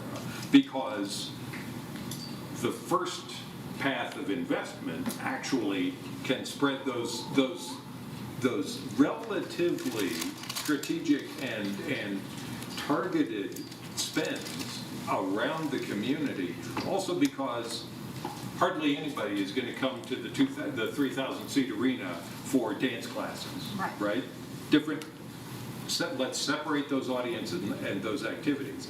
Now I think, with the conversation about potential involvement of sports and recreation and also site area, would it be advantageous to be able to combine this with playing fields in the same way that Dick's Sporting Goods Park is the big field, but is surrounded by, good grief, what is it, 24 soccer fields? And that's what invites, what Jenna is talking about in terms of saying, if you do an indoor-outdoor thing, now the big arena can have the lobby space, the concessions, the restrooms for events that happen outdoors as well. But that would mean that our site selection process is conditioned by much more site area for that kind of complex. So again, as we were going through, as we started, the group was trying to figure out a one-size-fits-all, right? These two tracks were mushed together to say, okay, we need a big space, but we need dance studios, and we need a cultural arts space, and how do we do this? So I think the interesting thing that came through here is the idea of the two tracks. They're both important, but they don't have to all be on the same site in the same complex. Aurora is so large and so diverse that spreading out that equity across Aurora and not having to make it one size fits all, I think was the light bulb moment for a lot in the stakeholder group to say, okay, we actually can get a lot of these things achieved without trying to push it together and sort of force something that wasn't organically coming. I think we think about, well, it's arts and it's entertainment that should be together. But once we started talking about, but what about sports and recreation? What does that mean? It actually made more sense to the group that entertainment and sports and recreation came together, and then arts and culture and the educational pieces and all of that was still important, but not having to be one thing, if that makes sense. So, okay. So, this is time now that we have for you all to have questions for us, questions for Laura, discuss with amongst yourselves. I think as we looked at that early data, the piece to put out too is the data early on is showing us with the diversity of Aurora, the diverse spending potential, something that has diverse programming is also that interesting fit, right? So something that's not just music, that's not just replicating what else is across here, but serving all of the different pockets, has a lot of demand and really good spending potential that can keep people here and attract people here. So the balance of the Gaylord and what it is doesn't necessarily for us say, well then that goes away. It's a, how do you fit in this potential into the ecosystem of what your venues and your offerings would be, and how do you decide a path forward for Aurora that then goes into those next feasibility steps? Yes, oh, sorry.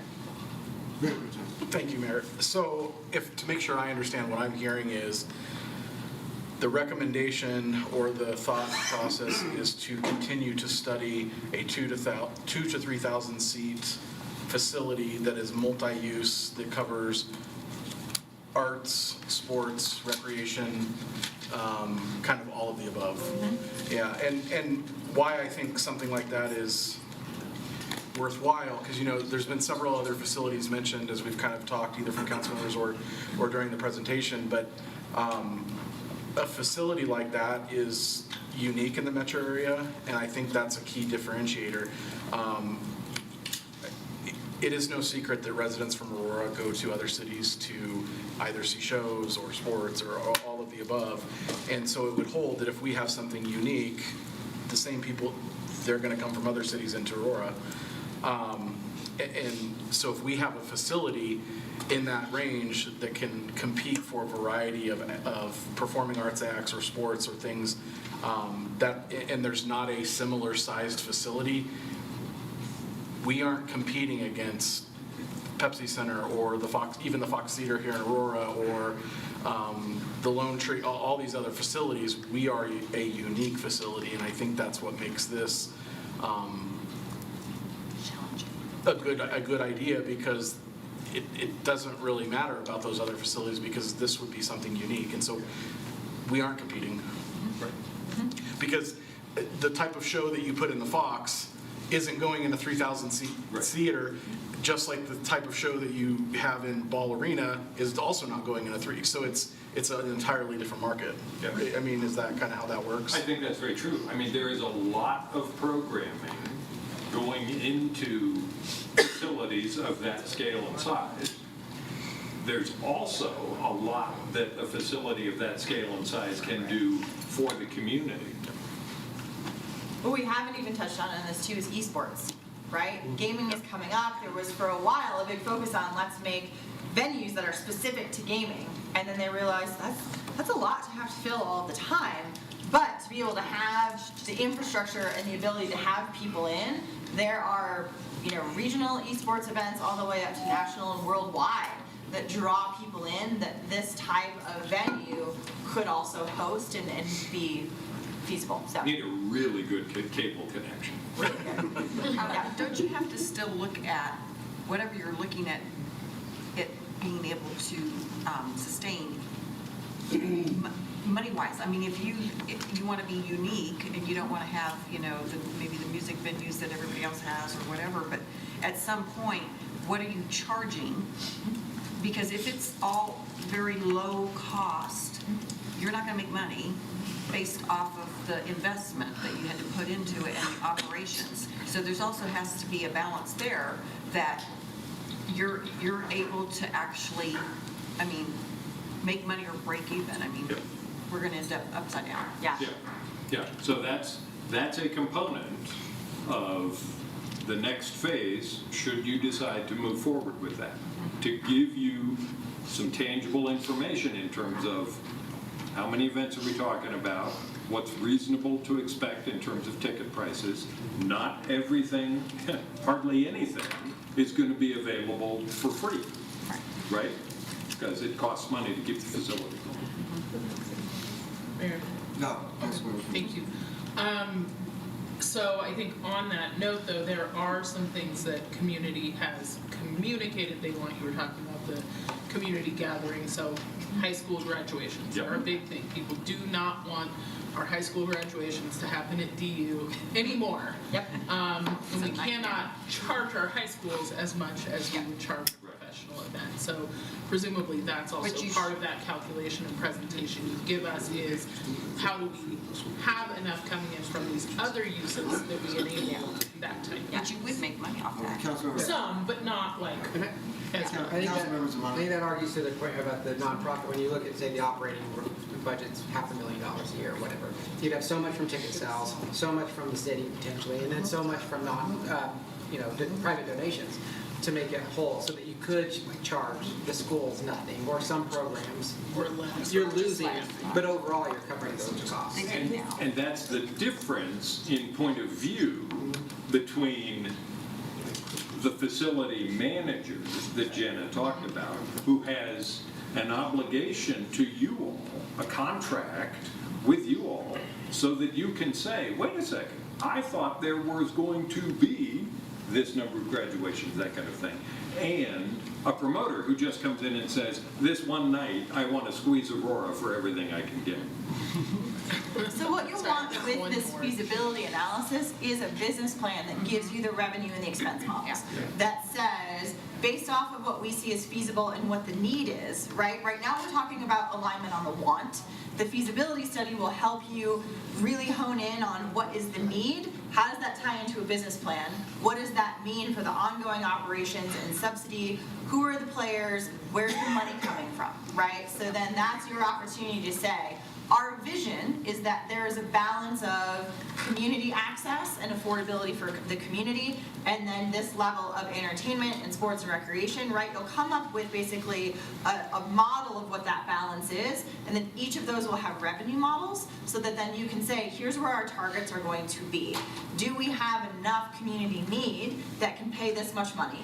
Do we then have enough commercial need that can pay this much money? How does that all funnel down? And then what's our bottom line? All of that will come in, because then that will inform who's the right operator, where's the location, how does this work, who do our partners need to be? All of those pieces will come in that feasibility, so that you can make sure not just to worry about the capital stack to build it, but to know what it's going to mean to operate this facility for the next 30 years, right? And getting all those pieces together. And then my one other question, which I assume is under the site analysis piece of the feasibility analysis, is just on access. And making sure that we have multiple, preferably, I think, multiple and multimodal access options. Mayor Pro Tem. Can you talk a little bit about the balance between geographic location and programming? I'm thinking of myself, like I took tickets to see To Kill a Mockingbird. I didn't say, well, shit, that's not in Aurora. I'm gonna have to drive twice this distance. I wanted to see that, so I drove to where I needed to go. I've driven to Albuquerque to see a concert because that person wasn't coming to Denver. Like, wow. How much does it play into it, location versus programming? A lot. Or am I just weird? And maybe, No, you're not weird. Maybe both. I drove through New Jersey to go see a concert. Yeah. You're right. To New Jersey? Okay. Through New Jersey from New York. Mayor Pro Tem's question. Yeah, I think that in a marketplace like the Front Range, because one of the conversations we had was about the fact that it's not just Denver, it's also Boulder, it's also Fort Collins. You know, there is a kind of regional marketplace, Cheyenne, down to Albuquerque. And so finding a way to target a niche within all of that, and the honest truth is, for some programming, you would be able to book the same stuff that the Laramie County Fairgrounds at the ranch is going to book. Because for that program, I mean, for Disney on Ice, say you have an ice sheet, probably families are not going to say, I'll only go to Loveland, I would also come here. So depending on the programming, there's a radius that people will travel for, depending on how badly they want the t-shirt that says, I saw them, you know. But that slides in the marketplace. Councilmember Mario. Maybe I'm not understanding the other component, because I'm tracking with the direction of having like a facility, right, a larger facility, and how that would be competitive regionally.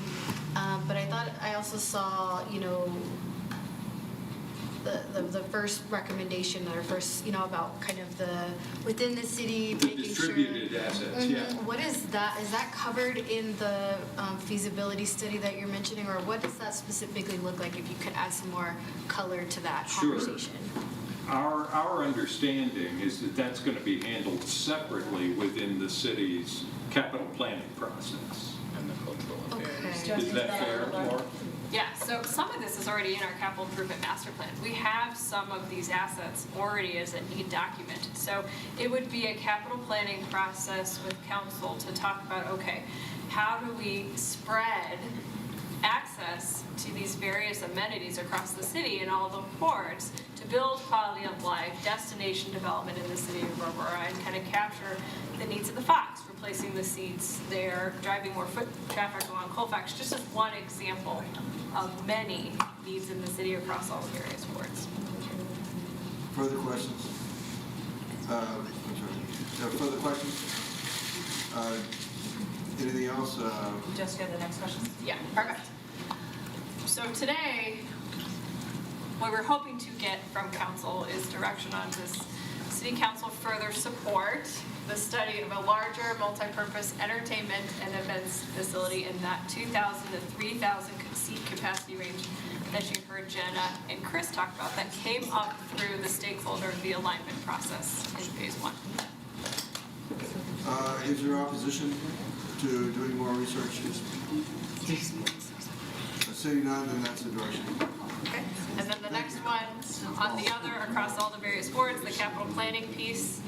Also, any concerns with proceeding in further creation, evaluation of this? I guess I have just the slight question of, are we gonna say, oh, this is a good idea, we support this now, and then never decide to fund the actually doing it? But, that's all. That's what we're moving incrementally. We need money. Okay, I'm sorry. Mayor, quick question. Can you give Councilmember Aurora? Yeah, I guess if we move forward with this, yes, or, this question, how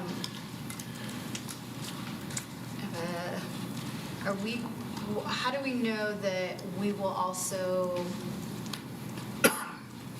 not be creating a situation, or that we're considering complementary, just like that these two are connected, right? Like this feels very different, understandably, than like when I imagine, and we know more about how the city does its planning, right? So I think of these workshops, and that feels just a lot more different than the process that you might go through in developing this larger facility. I just want to know that they're connected, complementary, they're not competing, that kind of stuff. I think Jenna used a good word, ecosystem. I think that's how we need the arts entertainment ecosystem in the city of Aurora. It would be all complementary. My question is this premature in the sense that the question before it says, okay, we're going to go forward with a study of feasibility, and now we're saying we're going to develop a capital plan. Yeah. Yeah, Councilman. Yeah, I would like to see a feasibility study that was in the previous slide before we move forward. Okay. Mayor Pro Tem. Well, I think this is really just saying, could we get to a point where we could build a capital stack that would fund whatever comes out of the feasibility study? So I don't see that this is getting further ahead. I think it's just another component of part of that feasibility study. I mean, am I understanding what that question is? Yeah, the feasibility study, we primarily just focused on the larger. We're not authorizing money to be spent or to build the facility. We're saying this feasibility study is going to say, okay, here's what the facility looks like, and here is a potential capital stack of ways that we could get there. Correct. So, I mean, to me, a feasibility study, it doesn't do any good unless you know that we could get there money-wise. Because otherwise they're going to come forward and they're going to say, well, here's what you could build. Well, we already know we could build that. If we don't answer the question that we can get there capital-wise, then we just wasted money. We just wasted time. Further questions? Or comments? Is there any objection to moving forward with the second point? Sorry, object. Okay, seeing none, then that's the direction.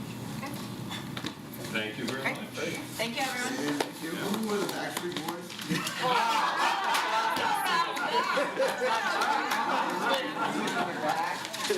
He was raging back there. I know, you should have been with me. You should have been with me. I think what he's saying is he's an NSYNC fan.